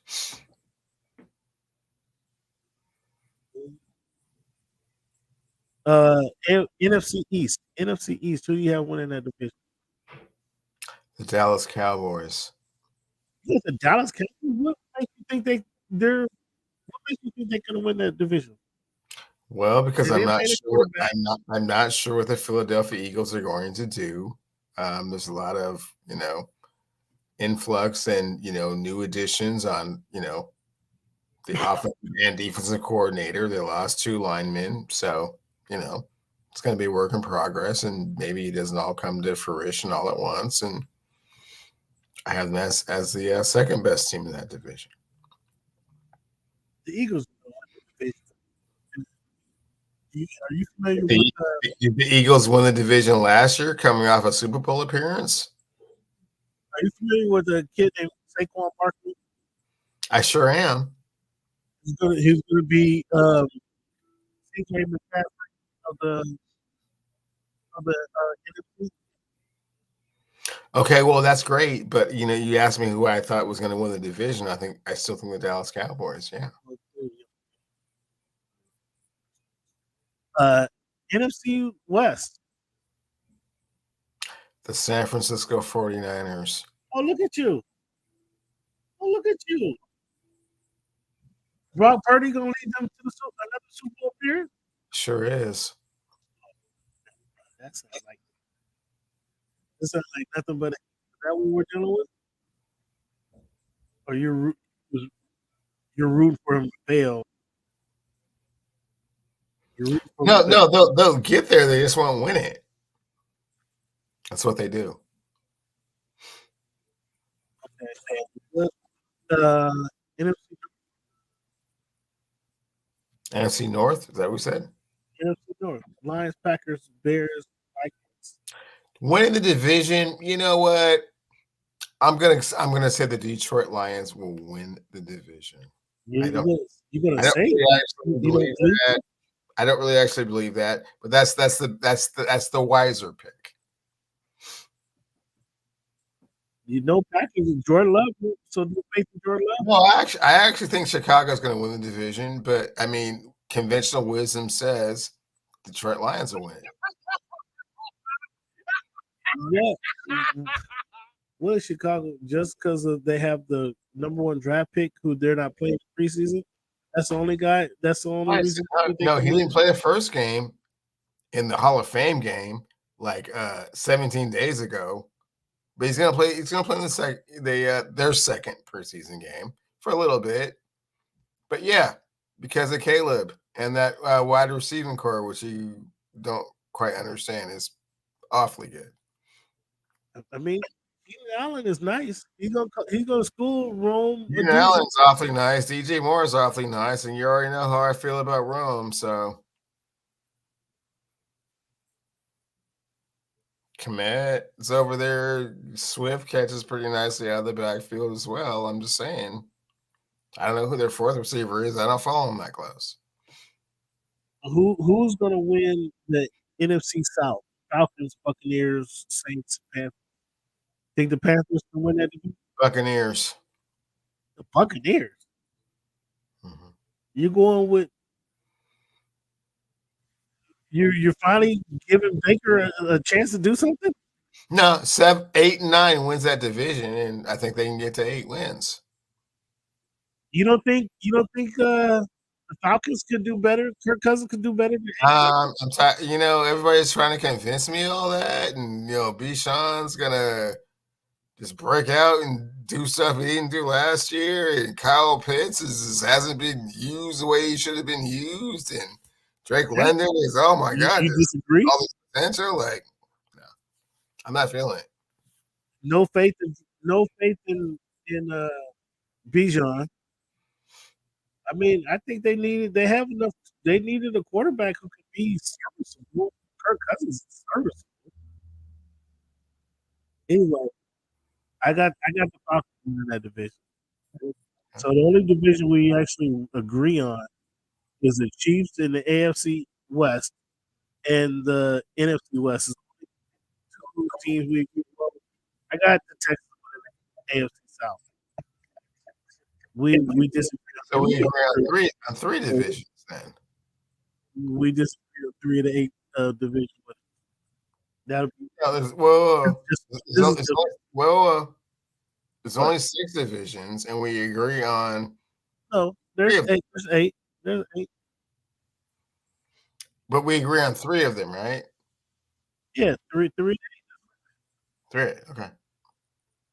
Yeah, 3 of 8. The AFC West, AFC South, and AFC West. I got the Bills. You got the Jets. I got the Bengals. You got the Ravens. I got the Eagles. You got the Cowboys. I don't know what makes you think the Cowboys win it, but they don't have a quarterback. They haven't paid the receiver. Podcast Parsons. We know how he feels about halfway through the season. I don't know what you think about. They haven't. They don't. They the running back is Zeke. Zeke was prime time 4 years ago. Like, come on. Um, I got the Packers. You got the Lions. You got the Bucks. I don't know the Bucks. I mean, it's kind of. I understand that this is kind of tough to predict, but you got the Bucks over the. I mean, the Saints might be better than the Bucks. Come on now. You The don't. Saints. The You don't have Saints. any faith. You don't have any faith Yeah, in. you have Derek Carr. Really? Would you You rather don't have have. Derek Carr or Baker Mayfield right now as your quarterback? I'm sorry. Would you rather have Derek Carr or Baker Mayfield as your quarterback I right mean, now? Baker. Obviously, I'm more of a Baker fan So than Derek then Carr why fan, are but you like talking me to death about the Saints? no, I'm not. I have the Falcons winning that division. But you got the Bucks. I'm just pointing out how you got the Bucks. Your love for Baker Mayfield, I don't know Okay, where so this. we already agree the Carolina Panthers aren't going to win the division. So That was my next question. Can their quarterback lead? Can their quarterback make a resurgence? no, No, he this, saw the number this number season, 2 draft pick ascend the to number 1 draft pick this season gets everybody fired and the owner selling his team, quite potentially. temporary selling team. Yeah, I don't know who you think. Well, I mean, or metamorphosizing into the modern day version of Dan Snyder. One or the other. Okay. Okay. Okie dokie. That's what it says. I don't know about that one. Pretty wrong. Last week on 8/2, ceremonious day for the Lakers fans. The Lakers unveiled the statue of Kobe and Gianna in front of the stadium the Clippers used to play in. Have you seen the statue? I have. It's beautiful. Um, obviously Kobe and Gianna are here. This is more of a Nesta in the Lakers. Just add some credibility to that stadium now that the Clippers have departed. I'd like to know where's the memorial for the rest of the families, the, the rest of the victims of that helicopter crash. Well, it's not going to be in front of the crypto arena because none of them played for the Los Angeles Lakers for 20 years and won 5 championships. So I'm not quite sure what you're saying. I'm sure that they have done something at some other location, but it's not the Crip House. I mean, do they get their names on the statue? No, Like none of them played for the Los Angeles Lakers for 20 years. They get their name somewhere else, a park or wherever. But none of them were Kobe Bean Bryant. So why would they have a statue of them in front of the Crip House? I don't understand. they weren't. Kobe and Gianna was 2 of 8 ones that were playing. Okay, but none of the other people, RIP, and I'm not trying to be, facetious about this, but none of them played at the Crip House. None of them won 5 championships, and none of them played for the same franchise for 20 years. Why would they be given any type of acknowledgement at that particular location. I mean, clearly, they're just trying to bring fans and cater to fans to get them to come to the stadium.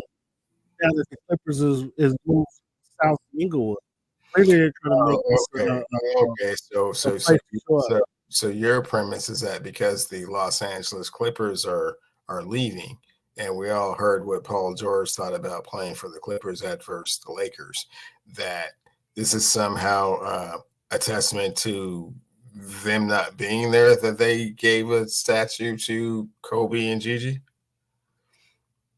No, again, didn't they already unveil one statue for Kobe They already had two. with the misspellings and everything? Yeah, they and the 24, right? They already had two, right? This is the third one, right? I mean, what are we doing here? It's Kobe Bean Bryant. Cleveland, do you appreciate what Derek White is doing for the Team USA yet? I do. Oh, really? I do. About time. About time. I wondered how long it's going to take you to get on board with what Derek White, who he is, and his name. I'm a fan. What has changed your mind on Derek White? Well, because he understands that he's not a G, he's not a superstar, he's not that dude, and he understands how to play with other players that are that dude. For example, Kevin Durant, LeBron James, Steph Curry, Anthony Edwards, Joel Embiid. He understands how to get all of those other players that are actually have all won MVPs involved. Sorry, less Anthony Edwards. He has not won an MVP yet. The other players aforementioned have all been the best player in the league. In other words, he's a quality role player. He's a quality role player. And when you have a team with this many stars, man, maybe like one quality role player that just does not give a heck about any type of stats or anything and just understands how to get those other incredible players involved. He's done a great job of that. I'm almost proud of you.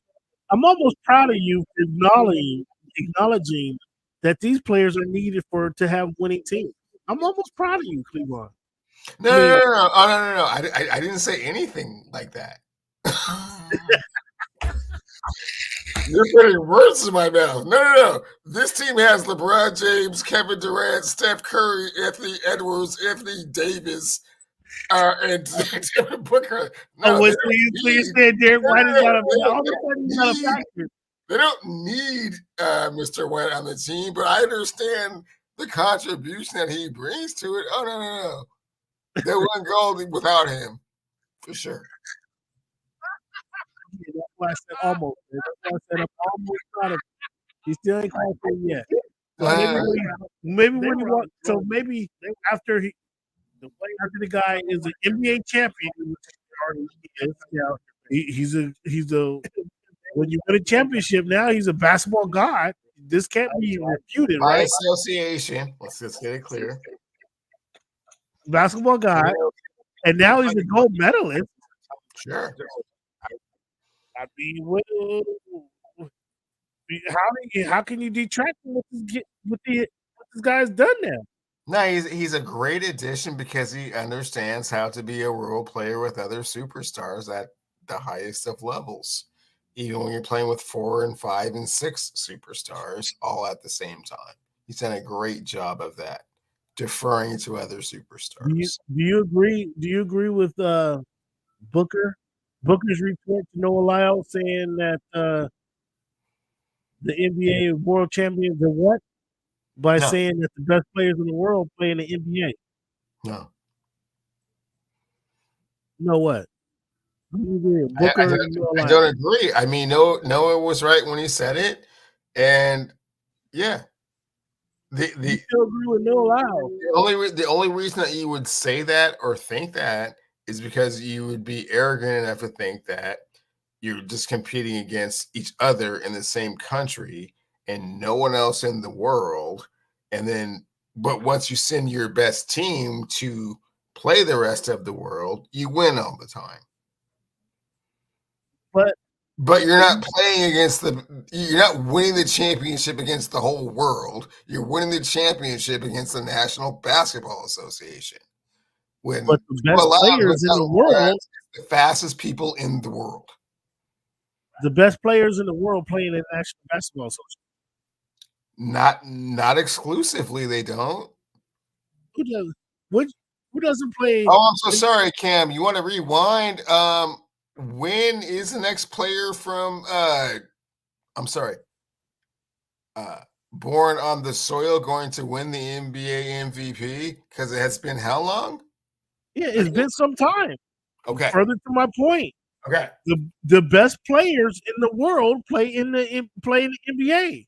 You don't see nobody when from you win the NBA championship, you're not playing against the world. You're playing against the NBA.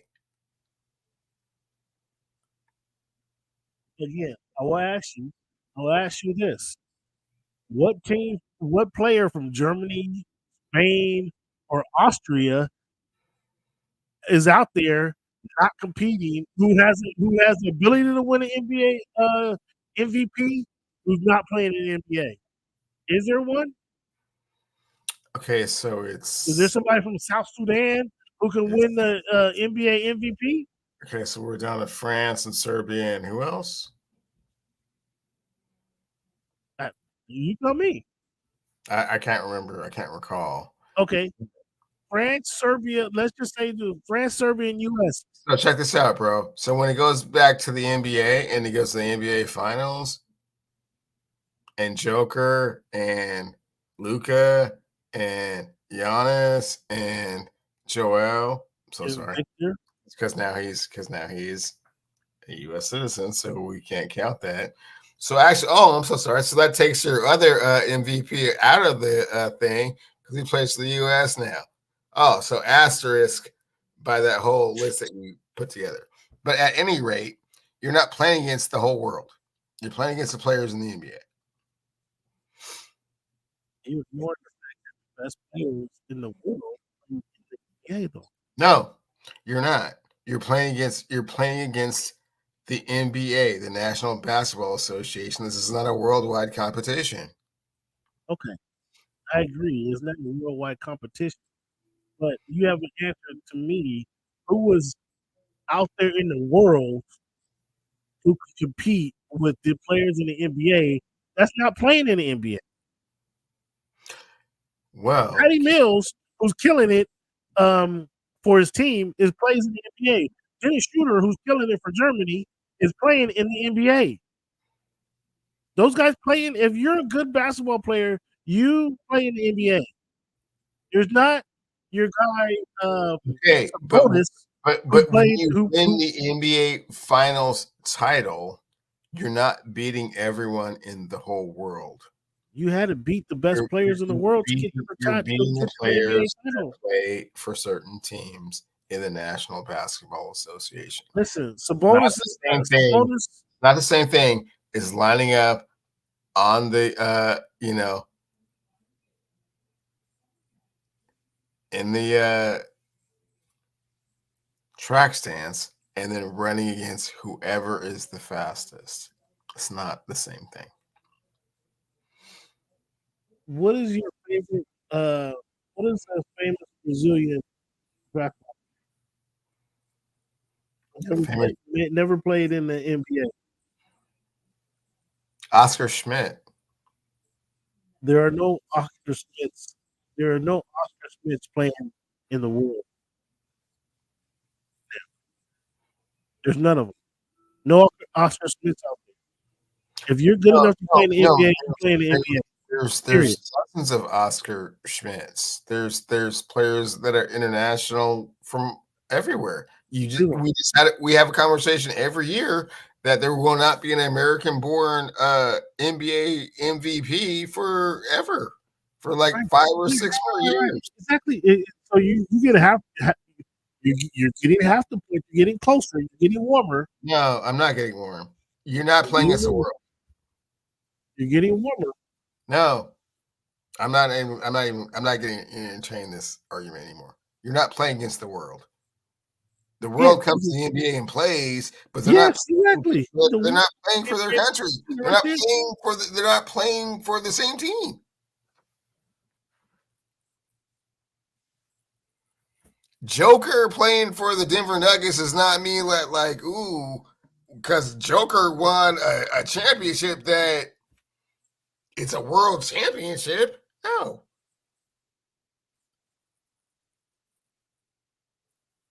Giannis winning a championship doesn't mean Greece won a championship. No, but he's the best player in Greece. Giannis is the best player in Serbia.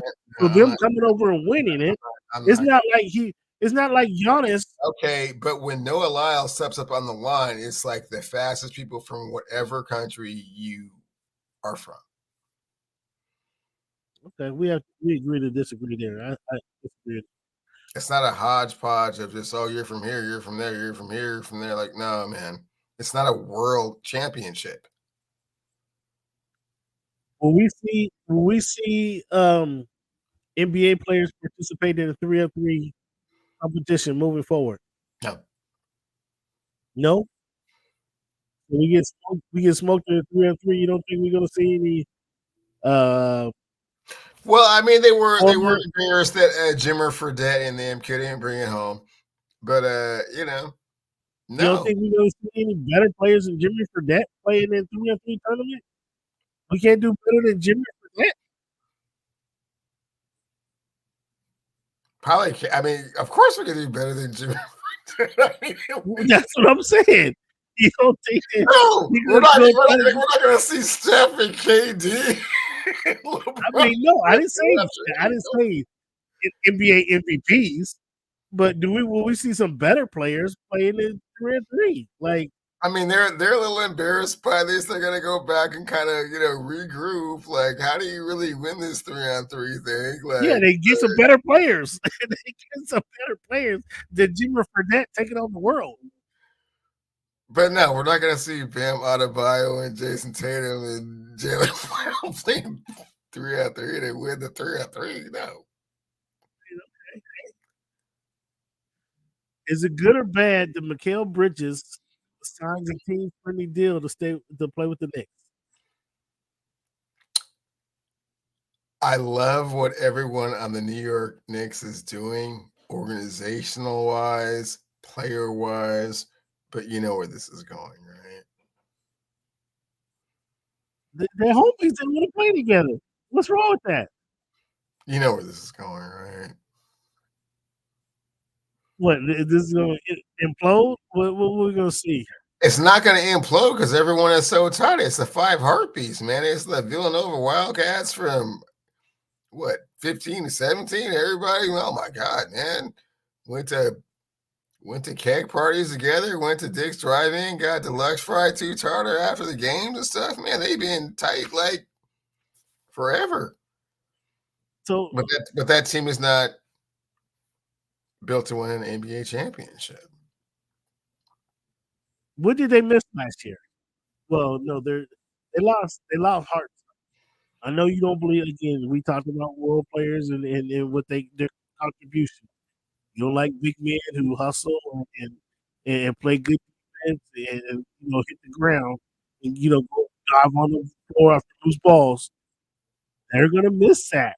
And they're gonna miss what Hartenstein brought to the floor. And Hartenstein joining OKC elevates them to number one in the Western Conference. So Cameron, even with him, they couldn't get past the second round. No, listen. See, you didn't let me finish. They needed that 3-and-D guy. They didn't really. They were undermanned. Josh Hart at 6'5" isn't really the 3-and-D guy. At 6'4", 6'2", 6'3", 6'4", he really isn't. He's really a. They needed a 3-and-D, a legitimate 3-and-D guy who Bridges is. They pair him with Julius Randle. If Julius Randle fits in, understand that now you're probably number 3, dude. You're not one option no more. You're gonna have to pass. You're gonna have to catch and shoot. That's what you're gonna do. You go down low, you catch and work on I'm that. so sorry. Did you say Julius Randle is going to have to catch and shoot? Yeah, he gonna have to go to low post Oh up, boy. catch and shoot. Oh, Cam. Wow. That's a first round loss. If that's what he's trying to do. They can at least get to the second round if he just goes left every time and just muscles his way to the hole and But no, I mean gets 20 and 10. I mean, at least they get to the second round with that philosophy. you think Julius Randle? Make a long story short, they will not get past the second round next year or the year after that. Oh. Or the year after that. Cleveland is hating. I'm how not. would you like to play with your college homies? How good would you how much more professional at work would you be with your perform working with your college Cameron, homies? if I went to go play with the Five Heartbeats, man, we've been knowing each other since we were 17 years old, man, and been through all types of trials and tribulations of life, man, and just the maturation process from a teenager to an adult man to a multi-millionaire, man, that would be the coolest thing ever. You will not get past the second round. Okay. What does Tyus Jones do for the Suns? He gives them stability. Does he make them better? Point guard position for sure. Yeah. What's that? I missed it. I'm sorry.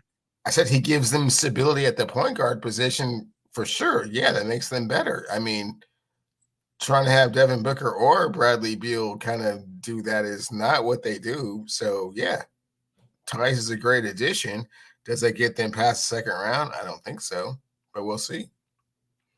I mean, they have four better. Actually, they have two Olympians, and the Knicks that you're talking about, they have none.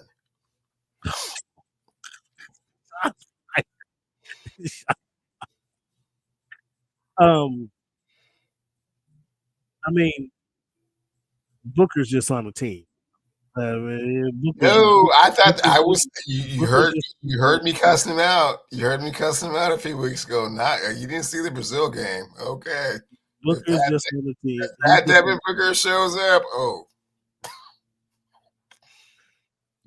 but Tyus Jones. I mean, if I'm leadership there, I call Bradley Beal to the office.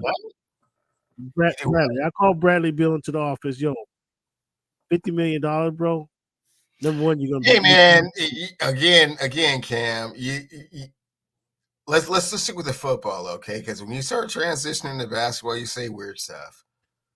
Like Tyus Jones addition means Bradley Beal make less money. Like, no, man. No, less money. He might not have a jersey. He might not have a jersey. Oh wow, really? Oh, for real? Yeah, I'm not paying you $50 million to come off the bench. That's not gonna work. Who said he was coming off the bench? I mean, Tyus Jones. Cameron, you're not the coach. I'm not the coach. But make no mistake about it, Tyus Jones didn't come in here to revolutionize the way the franchise is being run, or even the personnel on the court.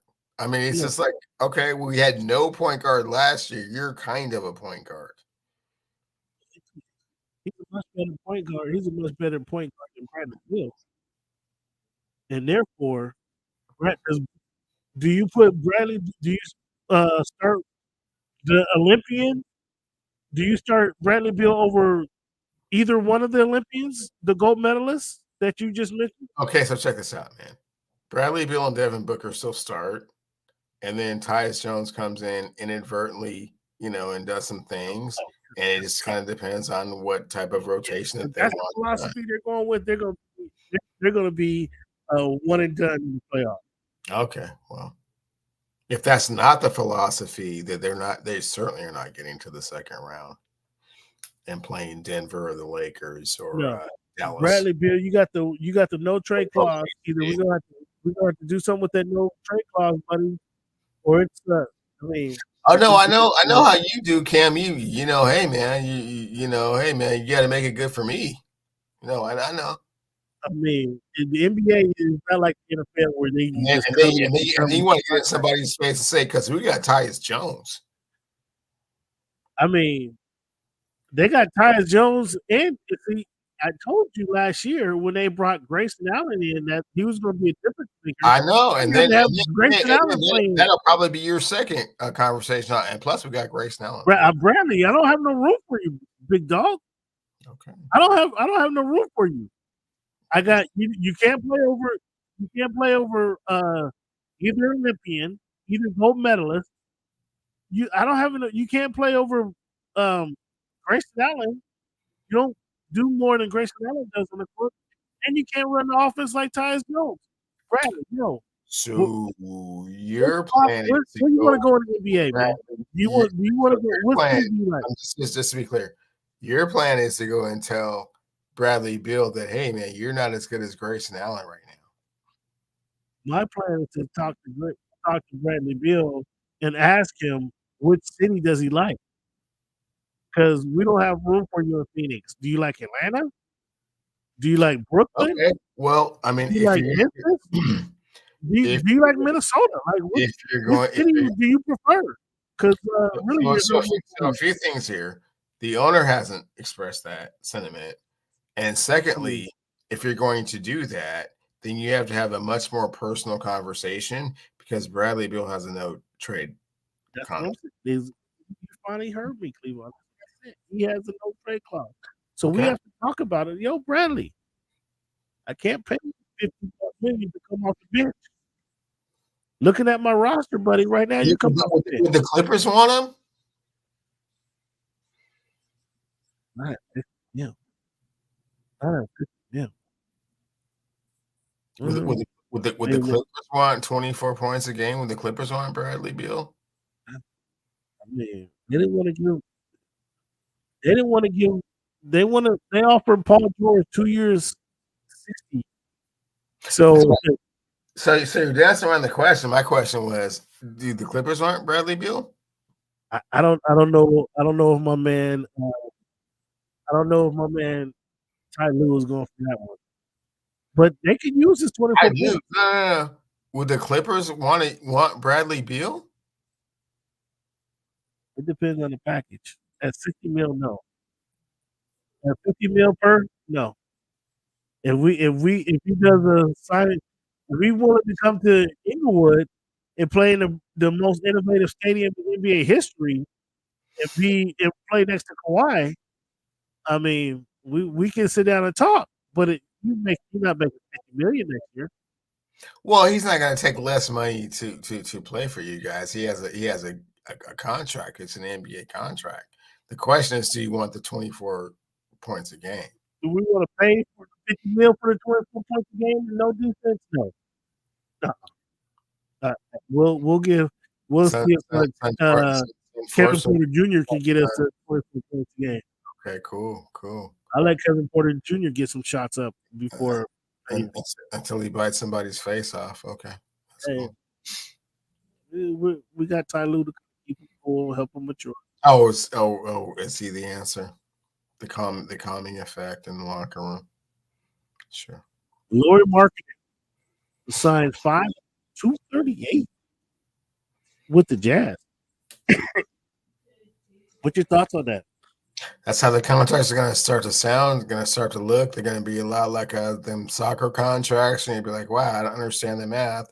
And then you try to do it again. It's like, no, I still don't understand the math. That's just how the league is going. So I can't say like who's overpaid or like what are they doing. Like, no, this is where the contracts are going.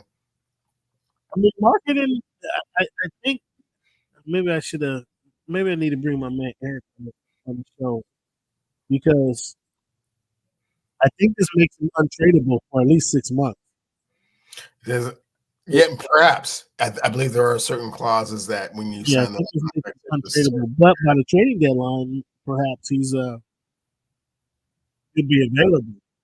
But they were trying to get him in. I thought he would have fit well in Golden State. I mean, Golden State has to do something. Do you think Golden State plays the final years of Curry's career with him and Draymond, and that's it. That's what you think happens?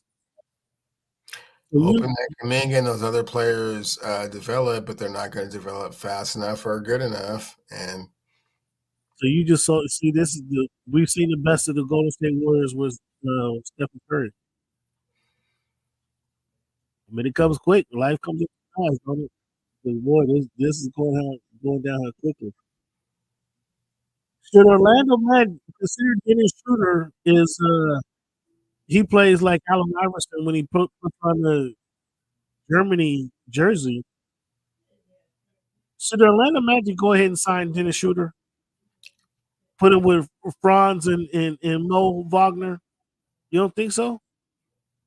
They need a point guard. I mean, neither one of those guards they drafted from Greg Anthony's son to dude from Gonzaga, Minnesota Gonzaga. You don't like Cole, Anthony, or Suggs. Wow. It's not that I don't like So have they performed in the NBA? Truth be told, I do think Dennis Schroeder is better than both of those 2 point guards that you aforementioned. However, no one likes Dennis Schroeder. That's his problem. Well, I don't think that's his problem, but I think Dennis Schroeder has more confidence in his ability than anybody else has in his ability. No, he kicks people in their nuts. He knees them in their sternum. People don't like him, so he's a hard player to be around all the time. No, Schroeder's actually he's a cool. No, he's not. Not on the court. I mean, maybe off the court, he's a great guy because he's making so much money and he's from Germany. Like, oh my gosh, I don't have to live in Frankfurt anymore. Yeah, that's cool, but no, players don't want to play with him. I think Orlando needs a point guard for some reason. If they hey Cameron, if you're going out with the homies, are you inviting the point guard from the Los Angeles Lakers with you to go where you're going?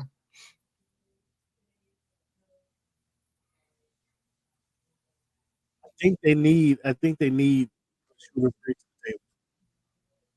I mean, he's better than those other guys. Just have the answer to your question was no, because the players don't like that dude, and players don't like Dennis Schroeder. They don't like him. Hey, are you going to mention that guy's name at all? Are you ever going to mention your guy's name?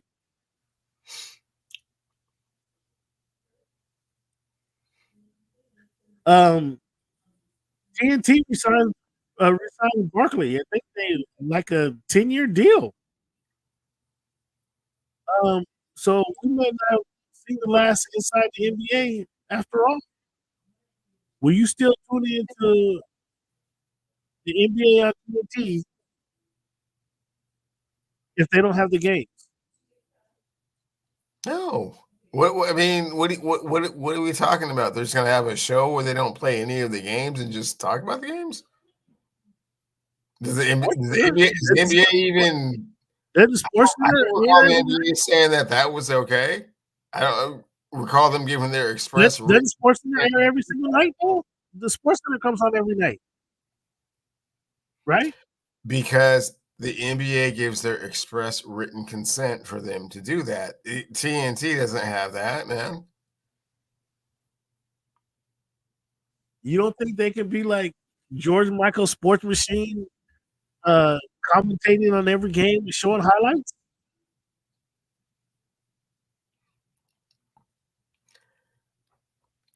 I'm not quite sure the contractual obligations of all that. I don't understand why you would pay Charles Barkley $20 million a year to do that, and there's no games that are actually being shown. Because if it is in the best show must-see TV during the NBA season for the past 5-6 years, for a decade, some would say. So if they're able to maintain that fan base, by showing, having the show, having ESPN still does SportsCenter. Obviously, they're they're able to show the game, but they have points. You don't think that works? Huh? I don't know. The NBA is not paying them, so who's paying for all that? All the studio and Ernie and Kenny and Shaq and Chuck. Before the NBA was paying for all those salaries, they're not doing that anymore. Paying them. I mean, they're advertising. Advertising is going to pay him. And I don't know. We'll have this economics conversation a little bit later, but yeah, no, it doesn't pencil out.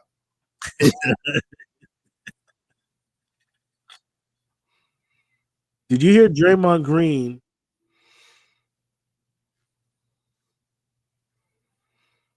I don't like listening to this dude, and much less hear really anything he says. But did you hear Draymond Green saying the 2024 Team USA beats the Dream Team 5 out of 7 games?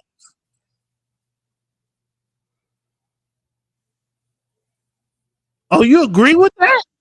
No, I'm just saying. No, I didn't hear that, but that's interesting that he says that. Yeah. So we got a little exercise. Got a little exercise. Picture fans. I want you to do the same thing. Cleveland, picture a bracket. I have a bracket to post. I guess I probably should have did this earlier. Should have had a bracket to post. A picture a bracket. What bracket I'll show you. Picture a bracket. Let's see. Okay.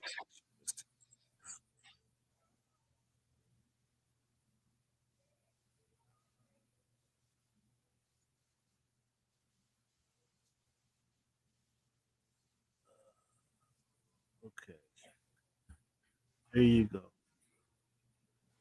There you go. You see it right here? Can you see that? Is that clear enough for you right here? I see it. So tell me if you disagree with the way this shakes out.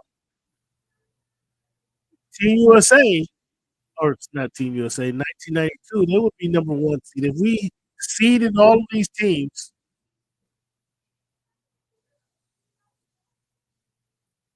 what's up, Lotta? How's it going? Thanks for tuning in.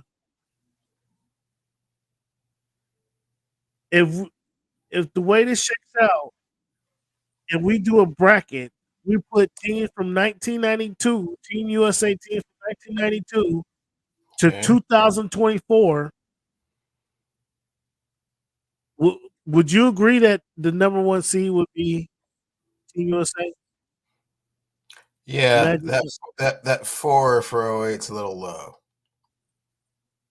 you have them better than 2012. You have them better than this year, 2002 or 2024. I have them better than the 12 team. You have them better than 12 team. Okay. Do you have them competing with? No, I'm sorry, I can't see the other teams. I see 1 and 8, 4 and 5. Who's the 2 and 3? You see one in. Okay, there you go.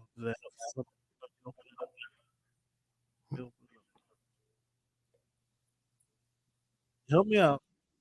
So 2 is 2024 team. 3 is 2012 team. Number 6, I think number 6 is kind of So I low. think, I mean, okay, 96 so I think with Gary Payton and Charles Barkley, I think 6 is 5, and I think huh? I think 6 is 5, and I think 4 is 3. What do you do with 2012? They're good. They come down to 6 or 7? No, they come down to 5, right? Because Let's see who was on that team. Maybe you forget who's on that team. Can you see? Oh, Carmelo, that's your guy, Carmelo. Kobe, Tyson Chandler. Kevin Durant, James Harden. You moving them out of the? You're moving them out of the number 3 seed? So I'm so sorry. The 2008 team has Tim Duncan on it, right? And Dwayne Wade and LeBron James on it. What wasn't 2008 the team that who lost? What team that lost? Was that 2004 that lost? Yeah, that's the team that lost. This was a redeem team. Yes.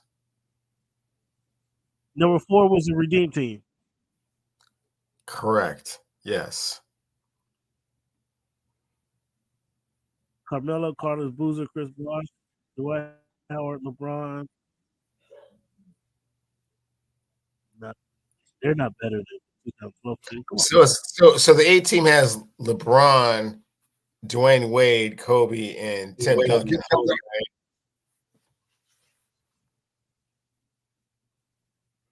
The 2018? No, we just looked at that one. I can't see it, bro. So let me know, or I can look it up. Hold on.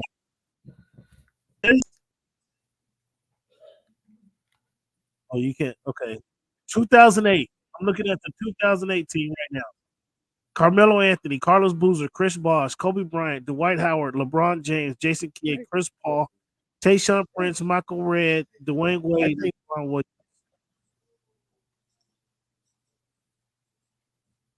That's the 2018. So Tim or no Tim? I didn't hear you. No Tim. No.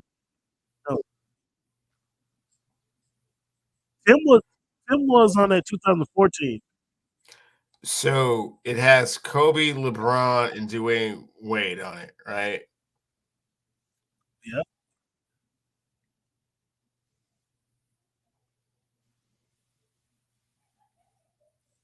Yes. Carmelo Anthony, Carlos Boozer, Chris Bosh, Kobe Bryant, Dwight Howard. That was the redeem team, right? Yeah, it's a better team, man. What are we talking about here? Oh, you're looking them up? I think the only really the true underrated team on this is that 96 team is the one that's really underrated. Yeah, that's why we bumped them up. So who are you? You're saying 08 needs to be where 2012 is. I know about that.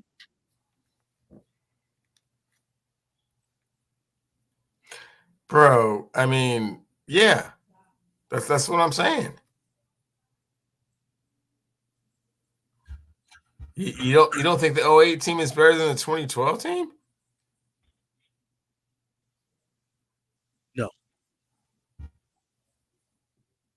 No. Oh,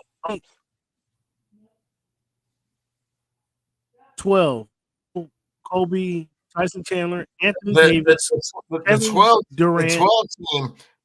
team has Tyson Chandler, Harden, Iguodala, Kevin Love, and a 19-year-old Anthony Davis on it, and Darren Williams. I mean, you talked about what Derek White has done for this Olympic man. team. See, now you're trying to weave your Derek White theme into it, man. No. Anthony Davis is the perfect guy.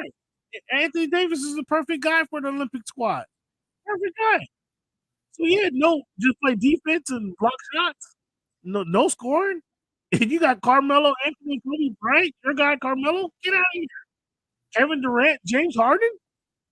2012, James Harden. Come on now. I mean, 2012. How long has James Harden been in the league? That was 2004. He got traded to Houston in 2014. So this is pre-Houston James Harden. Killer. killer who actually played defense. 2 years? Was that 2000? A That year? better than the A year? 2008 A year? Carmelo Anthony, Carlos Boozer, Chris A year? Bosh? 2 years. Yeah. Sorry. I think Dwight Howard was solid, uh, and that no. was pre So Orlando. 2012 is his first year in the league, or second year in the league, because they lost the championship to the Miami Heat. That wasn't his first year. He was like 3 years in. He was like 3 years. But still, 2008 had D Wade. James Harden, Ronald Williams, Michael Redd, Tayshaun Prince. Get out of here. Jason Kidd, LeBron James. I go with the 2012 team. I go with that 2012 team. I go with that 2012. But either way, I got 2000. I got that. I do have, even if we, I do have the 96 team beating that 2012 in my opinion. I think that 96 team will beat them. So you have them seeded higher, but not winning the game against the 96. Yeah, because I think on paper that 2012 team is solid, but 96, bro, 96 was it was decent. 96 had Charles Barkley, Gary Payton, Penny Hardaway, Grant Hill, Karl Malone, Reggie Miller, Shaq. I mean, man, come on. Yeah, that's that 96 team was that was a team too. Little underrated. That 96 team was hell. That 96 was like you had a lot of what else? Penny before he got hurt, Grant Hill before he got hurt, Reggie Miller, Shaq, Akeem. Oh, come on, Gary Payton, Scottie Pippen. Come on now, Scottie Pippen coming off 3 championships. That 96 team was hell. So yeah, I got the 96 team beating the 2012 team. Although half 6 of one, half dozen of another. I think you agree 2024 beats 2016? Yes. So that leaves us 92 versus 2000. Who was on the 2000 team? Do you remember that team? That's the Vince Carter jumping over the French dude team. Okay, they weren't. Were they? That Vince Carter had a hell of a highlight. Were they great though? Sharif Abdul-Rahim, Ray Allen, Ben Baker, Kevin Garnett, Tim Hardaway, Allen Houston, and get out of here. Gary Payton got 3. He got 3 medals. If he's on the 4, he gets 2 golds and a bronze. Huh? I said if he's on the 04 team, he gets 2 golds and a bronze. I mean, that's banana. I didn't know he had that. I didn't know he had that big. But yeah, I got 08 beat me. And then so 92 beats 2000, right? You would agree with that one? Do you agree or disagree? 92 beats 2000, yes. 2024, this year's team beats 2016. Whew, that would be, I'd love to see that one. What do you think? The teams they are as they were that season that they played. So now we get the 40-year-old LeBron. You get KD, the 35-year-old KD, 35-year-old. They beat the 96 Dream Team. It's a tough game. Yeah, sheesh. It's a tough game. Barkley, Gary Payton, Shaq, Hakeem. I don't know about that one. I mean, I was just saying 2024 really for Draymond's argument to have the matchup. He wins. Let me Yeah, repeat. but Let me repeat that Draymond already has that. 1996 squad one more time. Let me repeat that 1996 squad because just for those who don't remember, 1996 Dream Team Olympic team had Charles Barkley, Penny Hardaway, Grant Hill, Karl Malone, Reggie Miller, Shaquille O'Neal, Hakeem Olajuwon, Gary Payton, Scottie Pippen, Mitch Richmond, David Robinson. Oh boy, do they beat this year's two? Oh, Cleveland. Cleveland. Do they beat this year? Dude, It's hard to say. I mean, they can't. They not gonna have this team.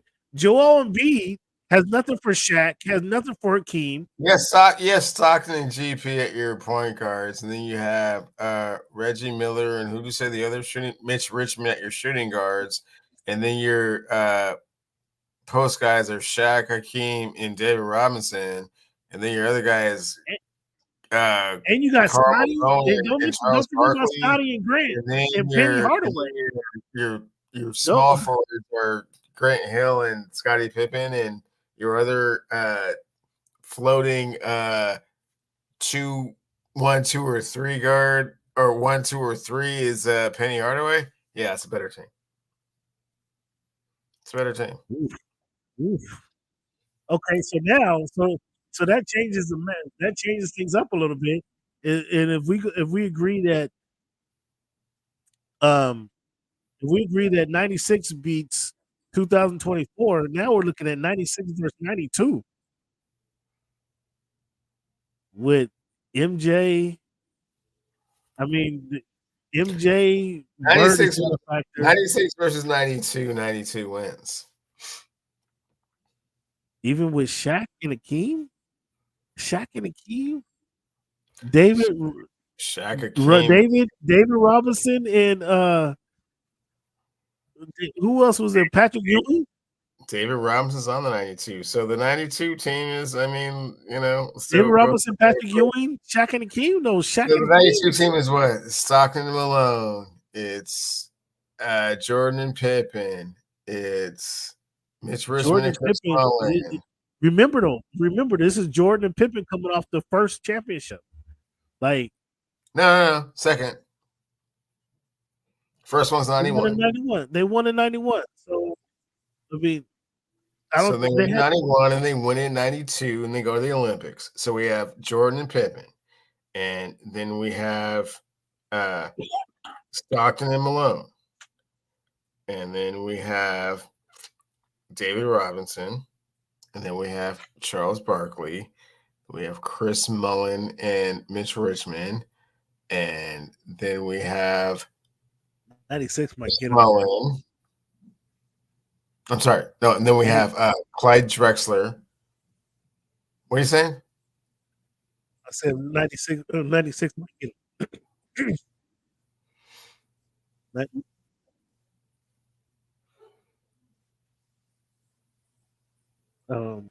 have to play it out. I mean, it's hard to say. I would argue the other way, but let me look at this. The 96 team had a lot of players, but almost got there as their best player, but never really actually got as their best player. 92, Charles Barkley, Larry Bird, Clyde Drexler, Patrick Ewing, Magic Johnson, Christian Laettner, Karl Malone, Chris Mullin, Scottie Pippen, David Robinson, John Stockton. Versus the 96 team. Where you have Charles Barkley, Penny Hardaway, Grant Hill, Karl Malone, Reggie Miller, Shaq, Hakeem, Peyton. I think that's the difference right there. Shaq, Hakeem, and Peyton. Like, dog, you're not going inside. I got you can't stop my big men. Then I got Gary Payton, Scottie Pippen, playing defense. I got shooting with Mitch Richmond. I still got David Robinson cut off the bench, and I still got John Stockton matching up against themselves. Grant Hill, Penny Hardaway, and still Charles Barkley is a beast in '96. Still, I mean Michael Jordan is better than everybody mentioned. Oof, we got a woof. That would be fantastic to watch. That'd be fantastic to watch. But yeah, 2024. Come on, this started with the discussion of that started with the discussion of what your guy Draymond Green said, and I just broke it down. I don't think 2024 in the brackets makes it to the 92 team. It's 92 and 96. 96 team, probably it's a tough game. It's a tough game. But I mean, yeah. It's hard to say with Steph and LeBron and KD. It's hard to say. It's a hard place to start. I mean, It's an awfully hard 96 again. You can't come inside. You cannot come inside, bro. And then I got Scottie Pippen and Gary Payton on the wings. Okay, but if we're taking into account the evolution of the game, there is nobody stepping out to guard Kevin Durant. There's nobody that is stopping. I can't put Penny. I can't put Penny There's out there. Nobody that I can't put Scottie Pippen out there. On who? Huh? You can't. You put Scottie Pippen on Kevin Durant. I have no choice. Okay, well, look at you. Mitch Richmond can't guard him. I have no choice. I have to see somebody out there to try and stop that 7-foot dude from shooting for 3-point. I have to see. I only have Scotty. I know. I only have Scotty. And is it enough? Hardaway, yeah, I mean, but what you said was, but what you failed to say is that's probably not enough. It's probably not enough. Scottie Pippen running out there trying to guard Kevin Durant. Man, it's gonna be hard. It's gonna be a battle trying to guard LeBron, but you have no chance. You have no chance trying to guard Kevin Durant. So okay, if I put Scotty on LeBron, I don't have. Yeah, they're a matchup. I mean, I can't put Barkley on either one of those guys. I'm so sorry, Joel Embiid. Which one of those guys are you bringing out? You bringing Shaq out to 3-point? Oh, Akeem locks him up. Akeem locks him up. So Akeem's coming out to 3-point range. When you ever see him do that? Joel,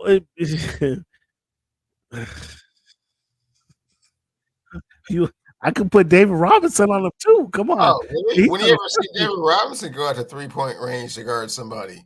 David Robinson's going to frustrate him. I mean, Embiid is not going to be. That's all he can do. That's his best thing to do is shoot threes. But why would they have? He actually is the MVP of the league and can score 33 points a game, just like those other. Not against David Robinson and Hakeem Olajuwon or Shaquille O'Neal. Not against those guys. Sure. Again, what 7-footer has he seen consistently? What's that? There's not a whole bunch of 7-footers out there right now, but again, exactly. Which one of those guys, Shaq, we already eliminated him. He's not coming out to 3-point range. Akeem, incredible footwork. He's actually not coming out to 3-point range either. And David Robinson, he's long. A little uncomfortable out there at the 3-point range. Do you want Joel shooting? You already mentioned you got Kevin Durant. You got Kevin Durant out there. You want Joel Embiid shooting? I'll give Joel Embiid 3-pointers. If Kevin Durant's not shooting them, I'm giving them to Joel Embiid. No, you don't have to just give them to him because there's Devin Booker and Steph Curry that also can shoot from 40 feet away. But I got Gary Payton. I got Gary Payton. Ooh, I got Gary Payton. I got Penny Hardaway. I mean, I'm pretty comfortable with defending those guys. I don't know what the Madden results would be. Tough game. Yeah, it would be that would be. But all the starting fans because of what Draymond say. Yeah. Looking at it, I'm not sure 2024 makes it. 2024, makes it to the final game of the tournament against The dream team. against the team. I'm not sure. Man, thank you guys for sticking with us, man. That was a good conversation. Yourself a round of applause. Give Cleveland a round of applause. Cleveland, uh, having some genuine feedback on that. You know, I start talking about the history of the NBA. Cleveland gets lost in the weeds somehow. So let's give Cleveland a round of applause for hanging through there.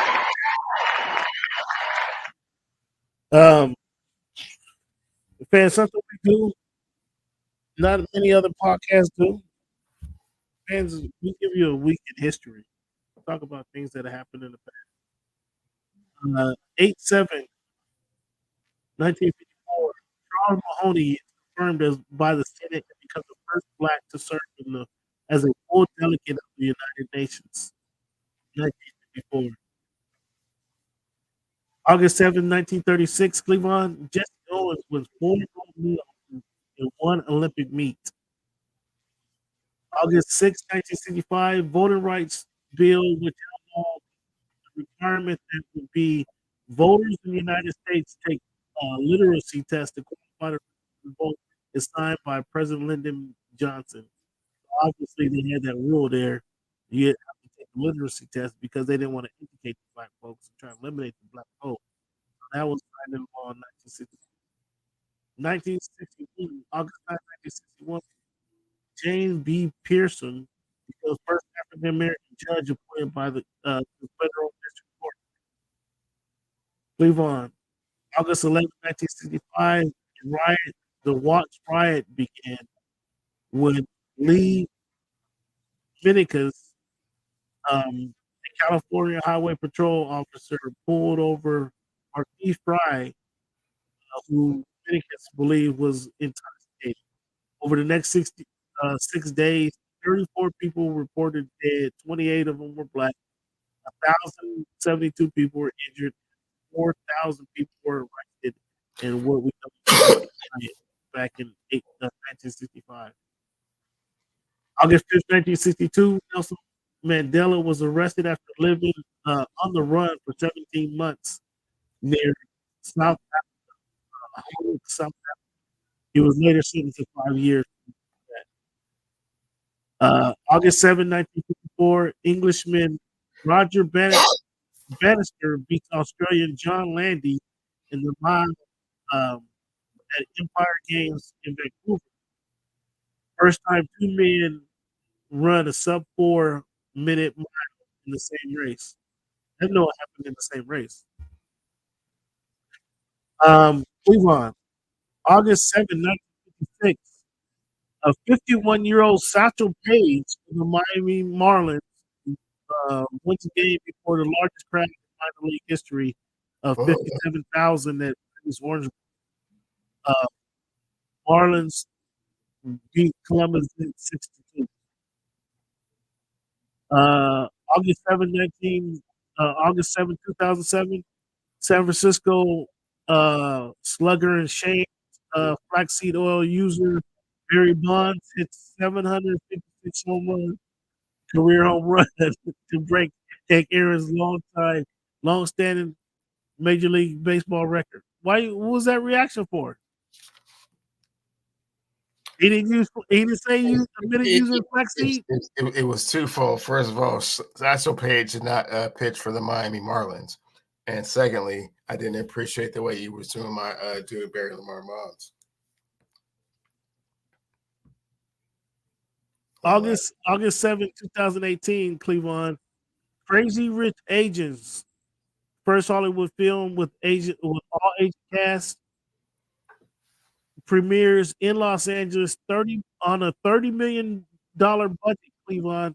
They made $26 million on opening weekend, $174 million domestically, 64 internationally, 230 $39 million in total on a $30 million budget. Have you ever seen Crazy Rich Asians? I have. Yeah, Nick Young. He was killing him. I still haven't seen that, Cleveland. Um,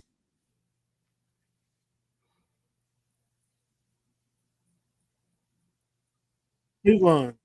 What are your let's talk about the Olympics, man. You got the what have been your top Olympic moments in these Olympics that you've seen? Without question, Cam, it's been the 100-meter men's final, man. That was, the closest 100-meter final in the history of the Olympics. And, the suspense after all the buildup, I mean, it lived up to the billing like few things you'll ever see. Yeah, photo finish. We haven't seen that before. Yeah, so that was pretty impressive. What about the comeback? The USA losing the 400-meter mixed relay. That was pretty wild too. That was amazing. When it's the Belgium or the Netherlands? I think it was Belgium. Netherlands. I think it was Netherlands. Yeah, I mean, it seemed like insurmountable, and that 400 is hard, man. My dad used to always tell me, like, for sprinters, man, when they want to punish you, they make you run the 400, man, because you just never know. It's all or nothing forever. And so, like, when she ran her down, that was crazy. That was a great race. That was crazy. I think that was one of the bigger moments. The mid 1500. Did you see that one when dude came? Hawk was his name? Was his name Hawk? I think it was Hawkins or Hawk. He was in third place. Dude charged out. He stayed right there, and I thought he was gonna lose it when he tried to sneak in the inside, and the dude kind of saw him and kind of cut him off and made him, lose, take a couple off steps that weren't in rhythm. I thought he had lost it right then, but then the leader, the guy was trying to came on the outside, and the leader tried to, step to the outside and kind of nudge him, and dude took the inside. It was gone in person. That was pretty impressive. Man, for 1500, and to have that stamina and closing speed. What is the fourth time around the track? Like, you talk about the 400 is crazy. This is the fourth time coming around the track. Like, dude, you had to dig deep to come back and win that one. I thought that was pretty impressive as well. I mean, Sha'Carri, she wins a silver medal. I thought was more impressive with the old girl who won the gold medal. I mean, yeah, I reached out to Tyler about that one, man. I was incredibly disappointed. The reason I say that is not because Sha'Carri did anything wrong. It's just the whole build up, and, like, as the fans know and fans that don't know, I covet the athlete that can talk the talk and then walk the walk. But if you just talk and then don't deliver, it's very, like, it's a very hollow feeling to, like, be like, oh, because no one's gonna have sympathy for you. Super medal. She's still no. She didn't come out like I just hope I win a medal. I'm just happy to be here. No. She came out like, no, I am the baddest bitch on the planet. And then you deliver. And then, let me finish. And then Sharika wasn't in it from Jamaica. Shelly wasn't in it from Jamaica. And so then the only person she had was Julian Alfred from St. Lucia, who had been running very, very well. She had been Alfred was not going to lose. Alfred wasn't going to lose the race. She came in there. She got a great start. I thought Sha'Carri was the one that couldn't be stopped. She without the Jamaicans, no Jamaicans. She won a silver medal. I can't. Come on. I mean, can't. I'm what is this? What the heck is this? They got rock climbing, wall climbing. Is an Olympic contest? Quite These possible. girls just scaling the wall. I'm sorry, man. I just got distracted. I just saw these guys scaling the wall. Have you seen this? Have you seen wall climbing? I don't It think looked so. like wall climbing. I can't call it rock climbing because they're not on a rock. But jeez, that was crazy. This girl just scaling the wall in competition. Nonetheless, I mean, I feel you. I feel what you're saying. I think that was a lot of the disappointment with her not going to the Olympics 2 years or 3 years ago. But you got to remember, No, dude. but no, the 3 years ago was okay. She was smoking weed. Okay, not a performance Okay, enhancing I drug. mean, but there was a lot of talk and a lot of hype then. Yeah, but no, she had made it all up. She had went to the world and won the 100. She went to the world in 200. Went to the Olympic trials, won the 100. 200, saw that she was not going to make it. I'm like, okay, not going to make it. But then when you go all Look, Tupac on me, that's all eyes another on planet. me. No. When you go Yeah. all Tupac, all eyes on me, and then don't win, I want to hear all your stories, man. Wow. So what Tyler had to say? I mean, come on. He said he been saying like you said, he came on the show and said Alfred's been the one all year. Yeah. I mean, And then he it flew was it under the was it was radar. terrible, man. Like because at 40, you could tell it wasn't. She was not going to Alfred, be I able mean, to. she got the jump on her. She got the jump, and it just powered through. I mean, Alfred really looks bigger and stronger. So she carries a little girl. She's a little, she's just quick. But her start has been the problem. Alfred got off to the start and just powered through. Could won kind of easy, if you will. She left the second place to whoever else. She carried. I'm not gonna ding her that she lost to the girl. I think the more ding, as you mentioned, is her not competing in the 200. I think that's more of a if you No, run in the 100. the 200 is not really her race. So it's If it was like kind of you're like that fast in the 100, you should be able to compete consistently in the 200. Like what?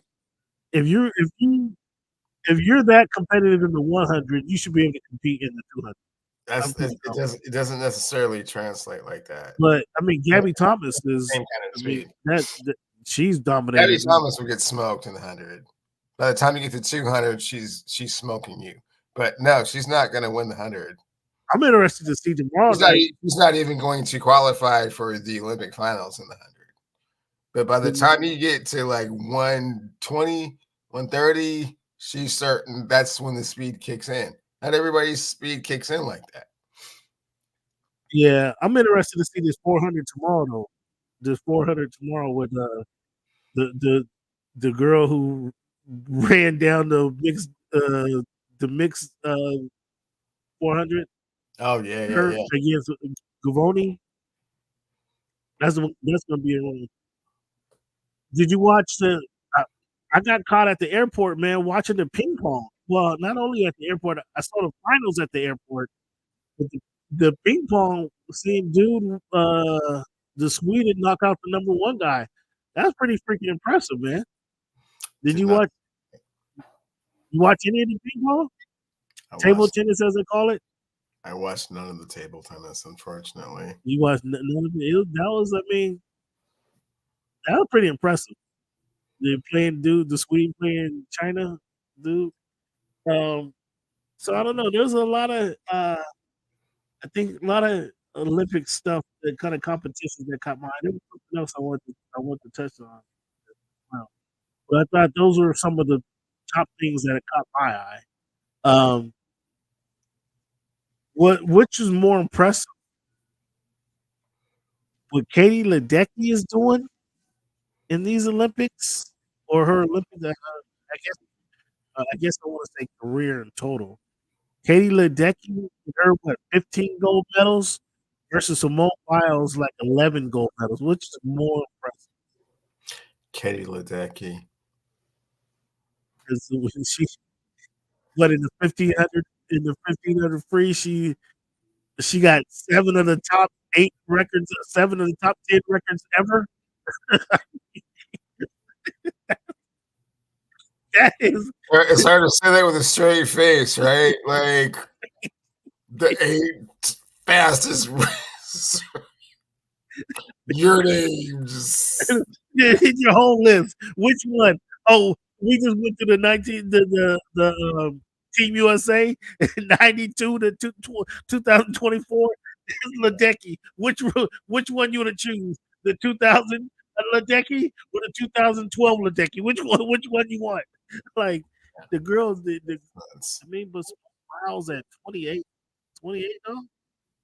Like usually those girls are done. She's 10 years past her prime in gymnastics, right? She's Well, competing with I girls. mean, that's the thing that you can say about Simone is that it's carried over several Olympics. I mean, obviously, Katie Ledecky's records have as well, but I mean, it's just not like the most phenomenal performance you've ever seen. Like the top 8, like most phenomenal Well, performances. yeah. I mean, I have to say it again. I was bashing Simone Biles for bailing out with the twisties in the Oh last. yeah, you threw her I under was the bus, bashing her. and I have to say I was wrong, Simone. I apologize, Simone. Please accept my apology. I apologize. When you come back and show that I'm just as good as ever and potentially better than I've been, like, oh, Simone, I apologize. Okay. Well, Katie Ledecky is being like since she was 15. I mean, what is she now? Is she the same age? I mean, she can't. She's not over 30. I don't know how old she is, but I know that like all the records just say that her name over and over again, and Right. Whatever she competes in, her name is there. Right. Fair enough. gold medals is ridiculous. Oh, what do you think about the dude who won the today? What's my man name? My man Quincy Hall in the 400. You see that today? I heard about it. I have not actually had an opportunity to see the race, but I heard he ran him down. So most times in the and I'll get to Katie Ledecky's age here in a second. But most time the runners are taught to run loose and be free, and your body needs to be loose to get the most out of it that you can. Dude was and grinding the last 100 and was able to power down and come from third to first, which was just crazy because it was all effort. And he was not loose. He was all tense. And just imagine if he come back next time and be able to run like loose and free and not be so tensed up. He might be able to run a faster time. But he chased him down. That was impressive to chase him down and win gold, which was fantastic. Katie Ledecky. Let's see how old Katie is. Overview. And she is her 97. So she was born in 97. So what is that?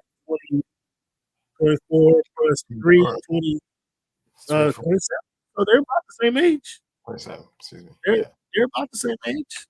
Um, yeah, I mean, dominant. Either way, is the Seine River is the poor quality in the Seine River a stain up there? Do you think? Did they have to cancel the triathlon? I'm not. I knew they were going. It was looking like they had to cancel the triathlon and have to do a duathlon. I'm not sure if they canceled that or not. I wouldn't say it's staying on it. It's probably just, it's something that's relatively speaking, like, what are you going to do about that? It's not like, I don't feel like they were negligent. Let's put it like that. You don't feel like it was negligent? I mean, I guess there's not really much you can do about it, right? No. Well, I mean, what are you going to do about it? It was this. Yeah, it's I don't know. it's kind of weird though. All the money they put into it, right? All the money they put into it, you trying to postpone over Wallace. Postpone. They said that was the 30th. Today it is the 7th. Like I don't know what happened to it. That was a week ago. They postponed it. After water concert, they canceled the test runs, the Olympic runs. So, uh, so they canceled it as of yesterday. They canceled it. Um, and so these guys who've been competing and trying out for the last, not trying out, but testing and preparing for this race for the last 4 years, don't get a chance to contest. I know swimming in the river or the lake is much different than swimming in a pool, but what do you do? I mean, what do Yeah, you you do? can't control the environment to that extent to make it Olympic quality. I mean, what do it's a body of water, adverse, controlled environment. What do you, I mean, I mean, but so do they have them run and cycle to the pool and then laps in the pool? I mean, because you can't have the triathlon without the swimming part, right? You know what I'm saying? So now maybe just change the swimming is done, right? All the swimming champions medals have been passed out. That what else can you do?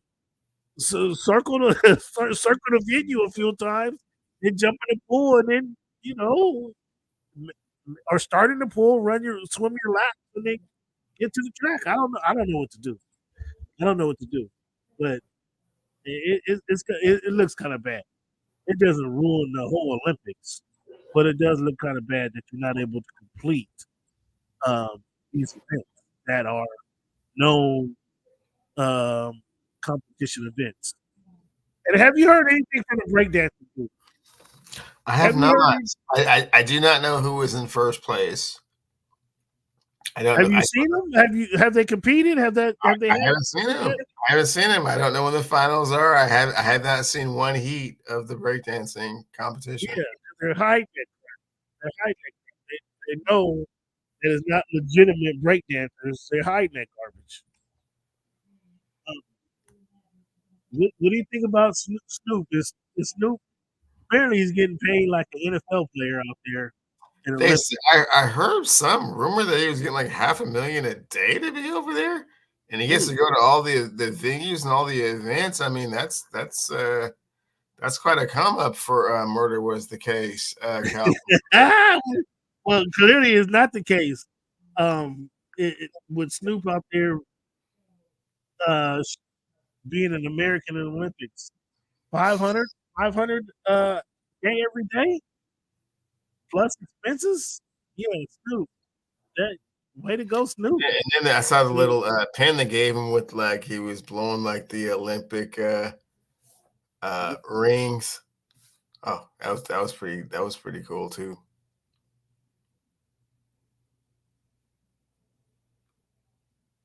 I mean, way to go, Snoop. But that's what I have to say. Um, way to go, Snoop, because that's pretty impressive. 500 grand a day for out there just showing up and being himself, right? Doing his dances and making the expenses. Way to go, Snoop. I no problem over here. But yeah, murder ain't the case no more, huh?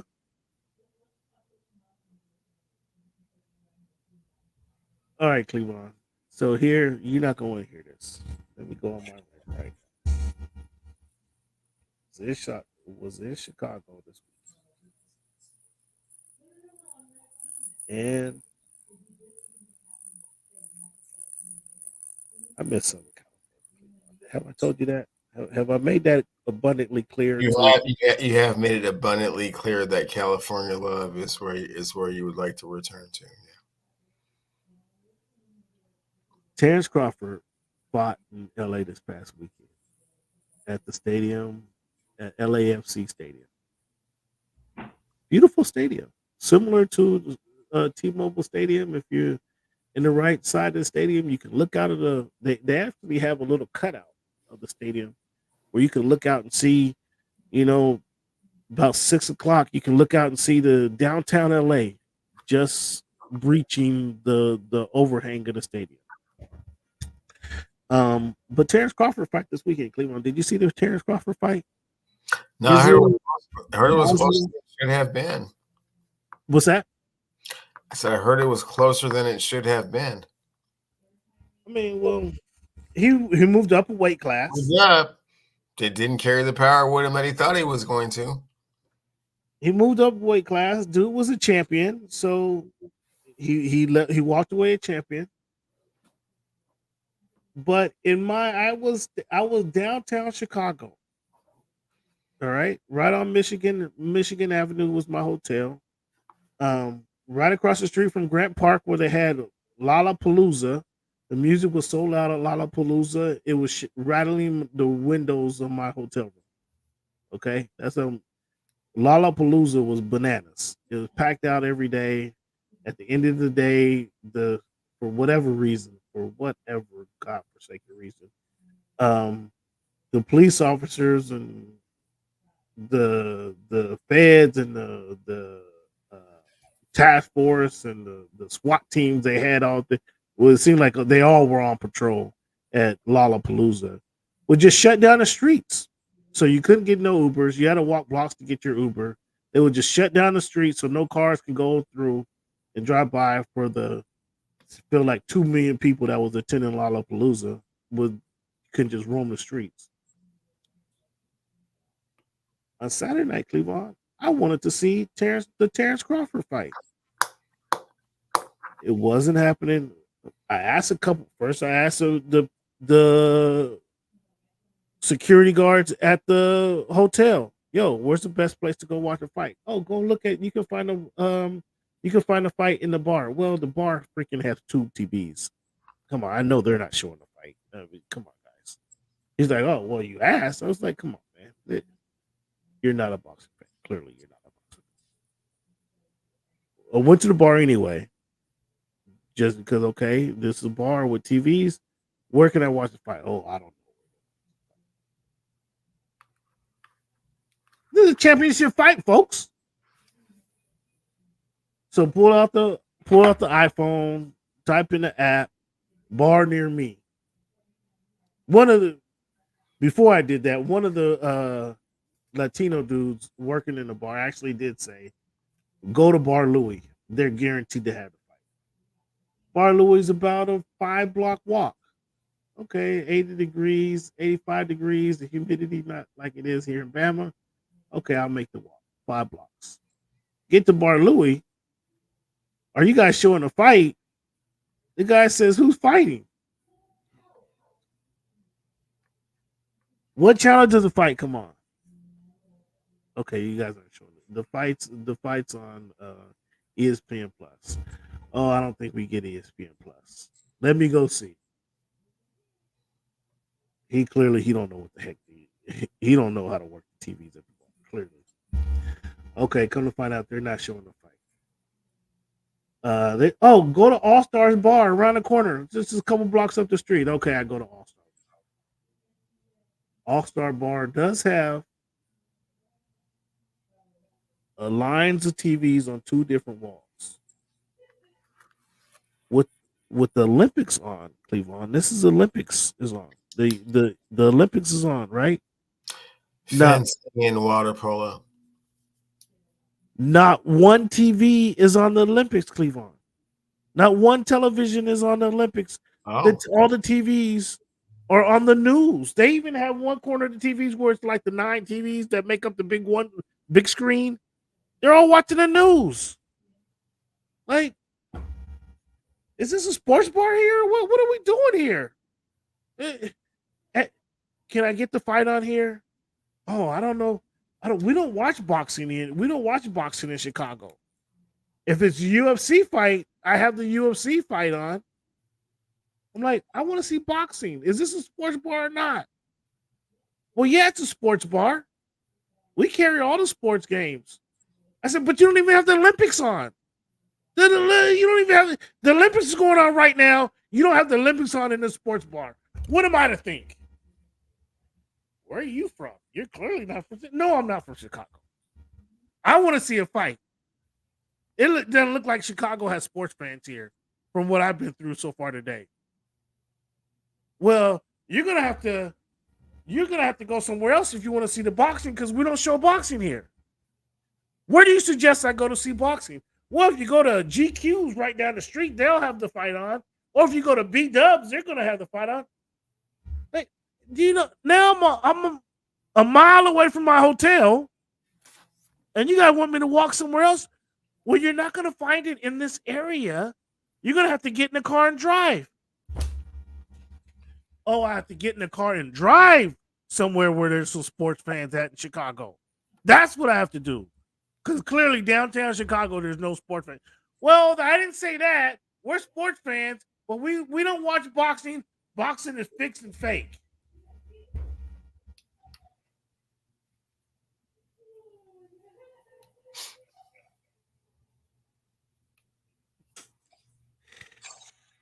See what happens when you keep throwing out them lackluster fights with the questionable decisions and the promoters messing around. The third largest city in America would say, you know what? Maybe we're just not boxing fans then. No, Cleveland, if they say we're not boxing fans, I didn't admit that. They're not sports fans. Sports fans going to watch the boxing. No, they're sports fans. They have two of everything in Chicago. So I get not two of everything. They have two baseball teams, one basketball team, one football team. It's not two of everything.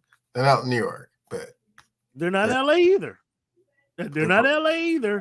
Where are you from? Oh, okay. I come out here from Los Angeles, where I know I can go watch the fight. Oh, LA, they're not sports fans out there. They come to the games late and they leave early. Ladies, shut up. You don't know what you're talking about. Okay. So I get in the car, I get in the Uber, and it had to drive like 15 minutes to the south side of Chicago. So I get to the south side of Chicago, and I'm curious, like, I don't know. I looked up on who would have the sports bars, or who would on IG. I found out who would have this fight on in Chicago. So I kind of went to the closest one that I could find. It was like 2 miles away. Took the Uber, felt like 15 minutes to get there. I was on the south side of Chicago. That's what I do know. I was curious as to now, what side of town am I on? Am I on the Cubs side of town? I'm on the White Sox side of town. The White Sox side of town. I didn't know no difference. So I get there, and they turn their fight on. They got, it's a sports bar. They got silver big screen, blah, blah, blah. They turn the fight on. Okay, it's the prelims. I'm there way early. The prelims is just starting. The guy comes around. I have a couple beers. 312. Shout out to 312. Is they have their IPA is a 312s. I've had several IPAs over the weekend. That's why I'm a little recovering, because I have multiple 312s over the weekend. I go to the bathroom, come back, the guy's changing channels. I'm like, yo, hold up, what are you doing? Like, I'm watching the fight. He's like, okay, I'm not gonna turn that TV, but I want to see the White Sox. I'm like, you want to actually watch the White Sox lose again? He's like, yes, I'm in a parlay. I have the White Sox losing 20th game tonight. So you're betting against the White Sox? He's like, yeah, I don't expect them to win tonight. They're playing the Orioles. I don't expect them to win tonight. They'll win next week. They'll win the next series or whatever. So me and him, we talking about the White Sox. Have they ever looked any worse? Why are they so bad? Yada yada. So we chopped it up. Okay, so I did find an actual sports bar that a fan would talk about the teams in Chicago. Ask them about Caleb Williams. I haven't watched the Bears in years.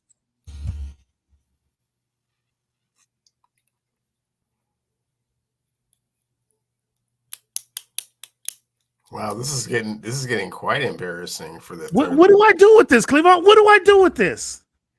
Not only does dude betting against his White Sox, his hometown team, and hasn't watched the football team in years. I hasn't watched it. No, okay, that's fine. You haven't watched a football team in years, but you have the number one draft pick this season, which everybody, Cleveland, yourself included, is hyping him up to be the next coming of Yeah. Andrew Luck.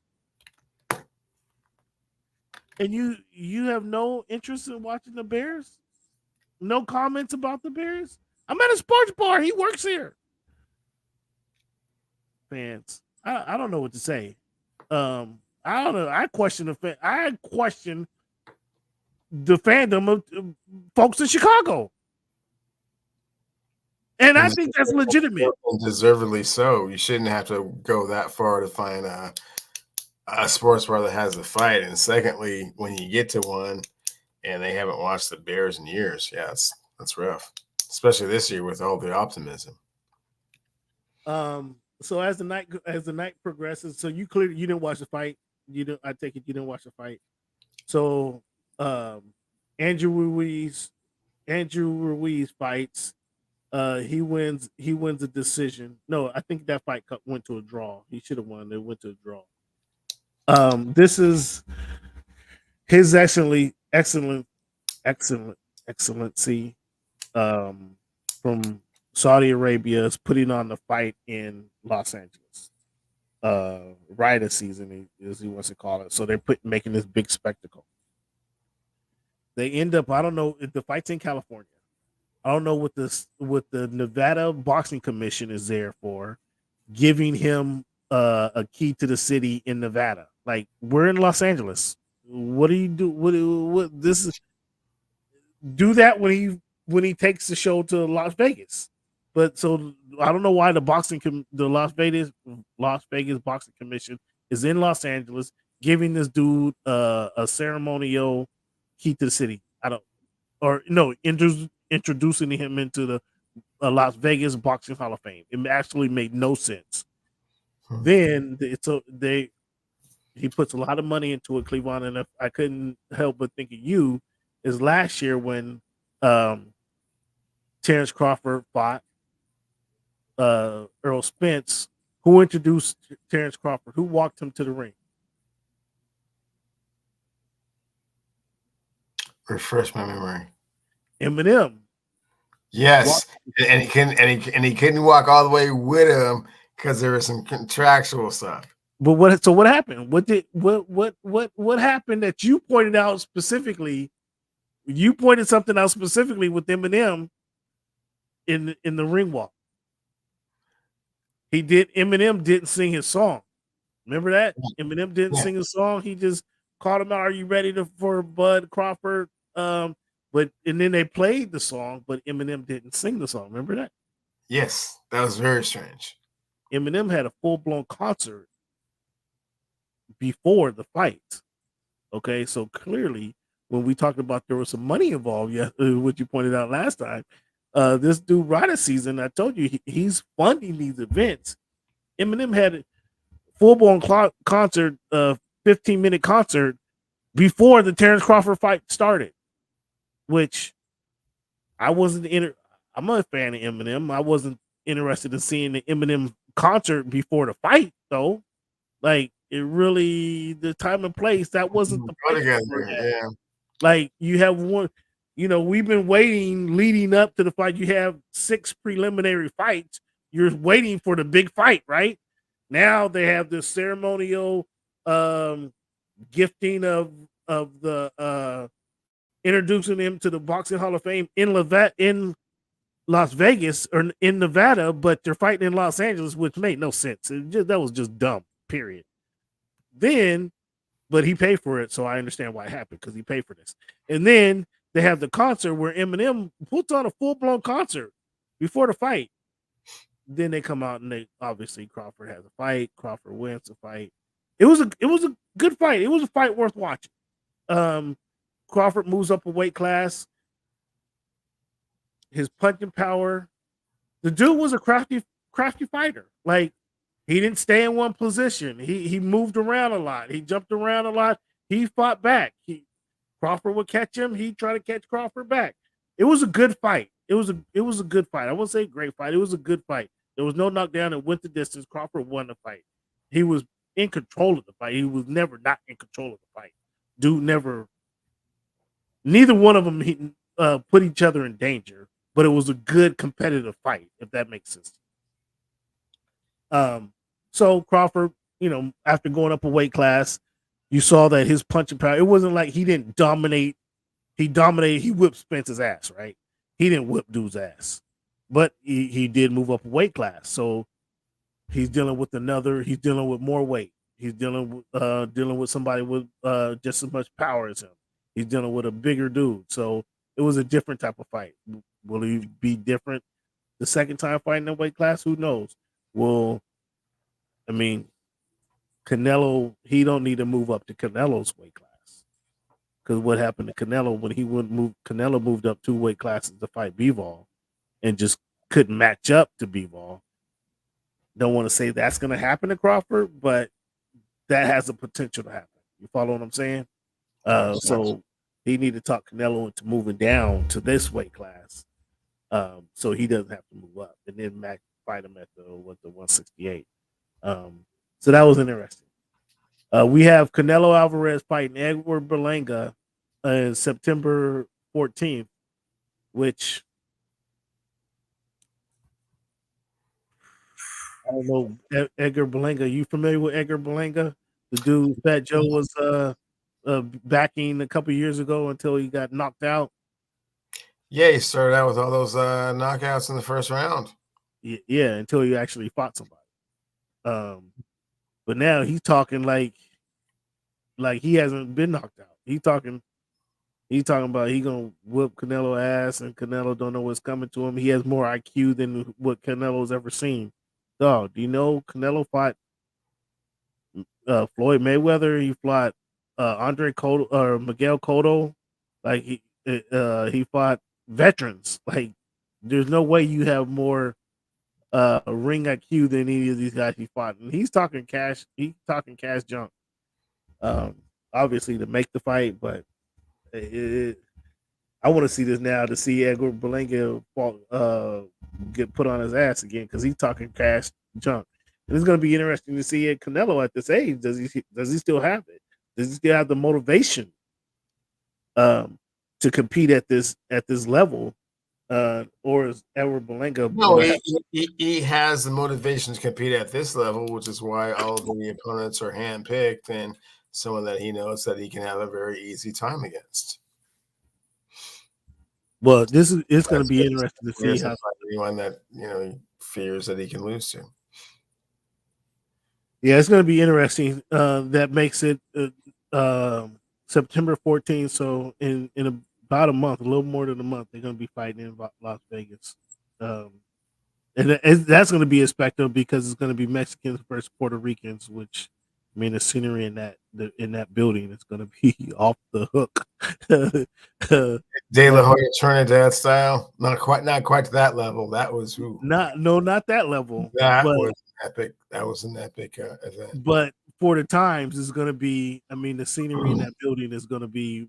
Mexicans is going to be coming out. Puerto Ricans is going to be coming out with their best, and this might be this could be the last biggest fight of the year if we don't see, because fights take 3 months to kind of put together. So if we don't see Tank, and rumors are that Tank and Shakur are going to fight, but it has to be scheduled like now to fight in November. You know what I mean? It's going to have to be scheduled within the next couple of weeks to fight in November or December. That would be a big fight. But if it doesn't happen within the next 3 weeks, that's not going to happen the next year. You follow what I'm saying? The fighters need that time to prepare for the fight. So this very well could be the last biggest fight of the year. So which makes this even a bigger spectacle. This is going to be the last time people get to come out and show out in the summer, all that jazz. Cleveland, what we missed, obviously we missed the show last week, but we missed the MLB trade deadline, man. Talk about what the Mariners did in the trade deadline. Obviously, we talked about one addition that they made. Talk about the next addition that they made 2 trades. They were finally buyers and not sellers which I thought was impressive.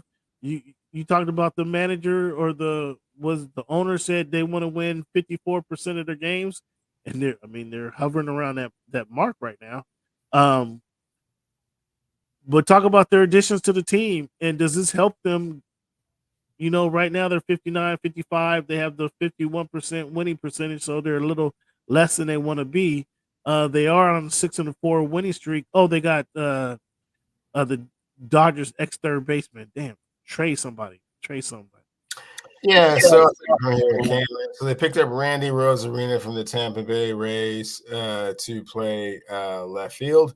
They picked up Justin Turner to play first base, Justin Turner. and they picked up Jimmy Garcia in relief, and then JT Chargois, also from Tampa Bay. So they have bolstered their bullpen, and they have added some players that can help them score more runs. Now, for the last, I would say, 10 games, it looked like everything was kind of smooth sailing, like they had righted their wrongs, had kind of fixed the problems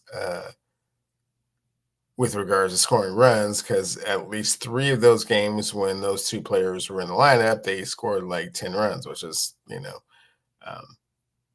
never ever happens in Mariner land. But the last couple games, they've kind of reverted back to their old ways. They only scored 2 runs last night. Only scored 2 runs tonight.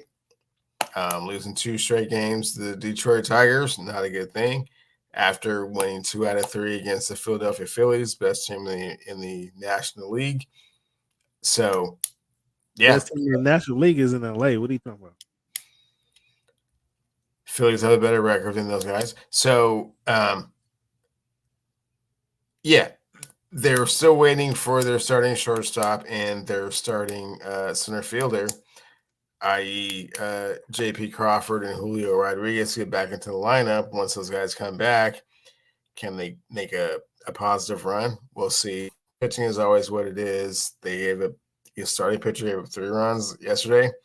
They lost 4-2. Starting pitcher gave up 3 runs today. And then relief gave up 3 runs, so they lost 6-2.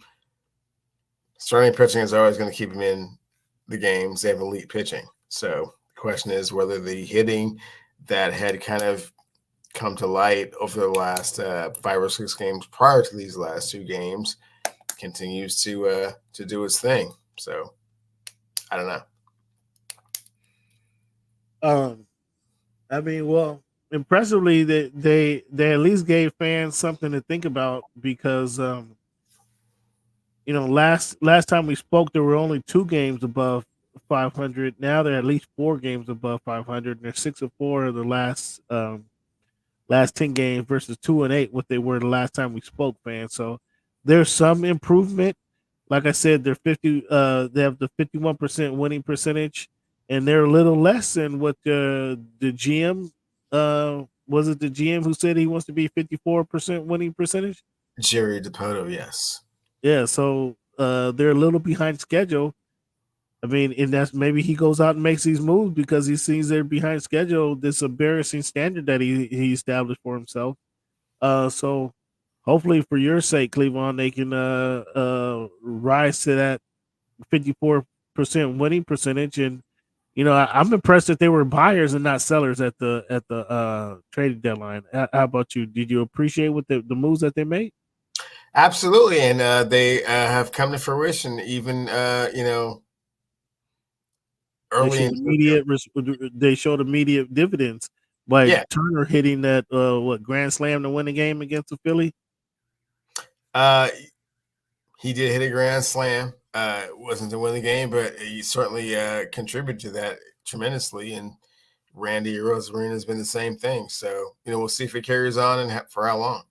Turner was clutch though for the Dodgers. Turner, I mean, I didn't realize he's almost 40 years old, but for the Dodgers, Turner was clutch. He's had some clutch, big time clutch games for the Dodgers. Again, I didn't realize he was almost 40 years old, but I know just being in LA, and he had some clutch moments for the Dodgers, and in their World Series season. So that was a good deal. Um, Mike Trout. Did we talk about Mike Trout being done for the season again? I mean, terrible. I mean, stay away from Mike Trout. Whoever, stay away from him, buddy, because he has black cats all over his campus. Um, White Sox in losing streak. They lost, or they finally beat the Oakland A's of all teams. Who the Oakland A's is just really. Where are they playing at right now? They're playing in Oakland for now, but next year, They're gonna be in Sacramento. They're gonna be in the AAA team in Sacramento, the high yeah, school stadium. yeah, because the Vegas thing isn't ready. So yeah, and they can't Uh, come to Oakland. So do you have Paul Skeens as being a real MVP candidate? no, So this is just a kind of a phase of something that's gonna fade out. no, he's a power pitcher. He's killing them with regards to that. He just hasn't played long enough to either warrant MVP or Cy Young consideration. Well, what do you mean he hasn't played long enough? How long do you have to play? He just had to be. He was an all-star. He was an all-star, so he been consistent for more than half the season. It's half a season. Okay, but it's not like they sat him down. He hasn't been hurt. He's been playing. When you say he hasn't played He's been enough, long playing enough, since spring training, broke out or anything. I think what his first start was in June, maybe April, May. No, it wasn't April. oh, so he hasn't had a full season, is what you're saying? Right. Okay. Well, fans, we want to thank you guys for tuning in to the Voice of the Fans podcast. Let's give Cleveland a round of applause.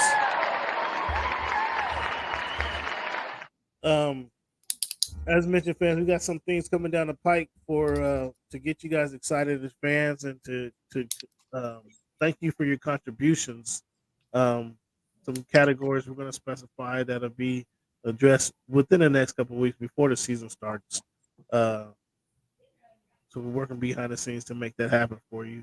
Also working behind the scenes to get our picks ready this year. Maybe Cleveland will come down with a betting segment this season or talk about the games or maybe you guys just want to listen to me because I tend to have the best winning percentage throughout the last few years. So maybe you guys just want to listen to me and not hear what Cleveland has to say. I think Cleveland owed me a dinner still from our last season bet. Is that accurate, Cleveland? Well, we're gonna have to look at the record books for that. Fans, we give you the number game at the beginning of the show. We give our history lesson with This Week in History towards the middle of the show, and then I like to end the show off by giving you guys a motivational quote to carry you guys through the rest of the week. We only have a few weeks left, Cleveland, of our Sunday special. Only a couple weeks left because we're gonna have to get our draft lined up here fairly soon. The quote I want to leave you guys with this week is: "In a crisis, don't hide behind anything or anybody. They're gonna find you anyway." That's from the NCAA championship head coach Paul Bear Bryant, Cleveland. In a crisis, don't hide behind anything or anybody. They're going to find you anyway. Paul Bear Bryant. Thank you guys again for tuning in to the Voice of the Fans podcast. Cleveland, let the people know where they can find you. At Clevie Wonder on Twitter and TikTok. At Cleveland Still on Instagram. You can always add your comments, complaints, or ideas to share your ideas with the show at Voice of the Fans, at _ Voice of the Fans. That's at _ Voice of the Fans. Feel free to add your comments, complaints, and anything you like to chop it up with me during the week. At _ Voice of the Fans on Twitter. Thank you guys for tuning in to the Voice of the Fans. Enjoy the rest of the week. As always, man, thank you for making our voice your choice.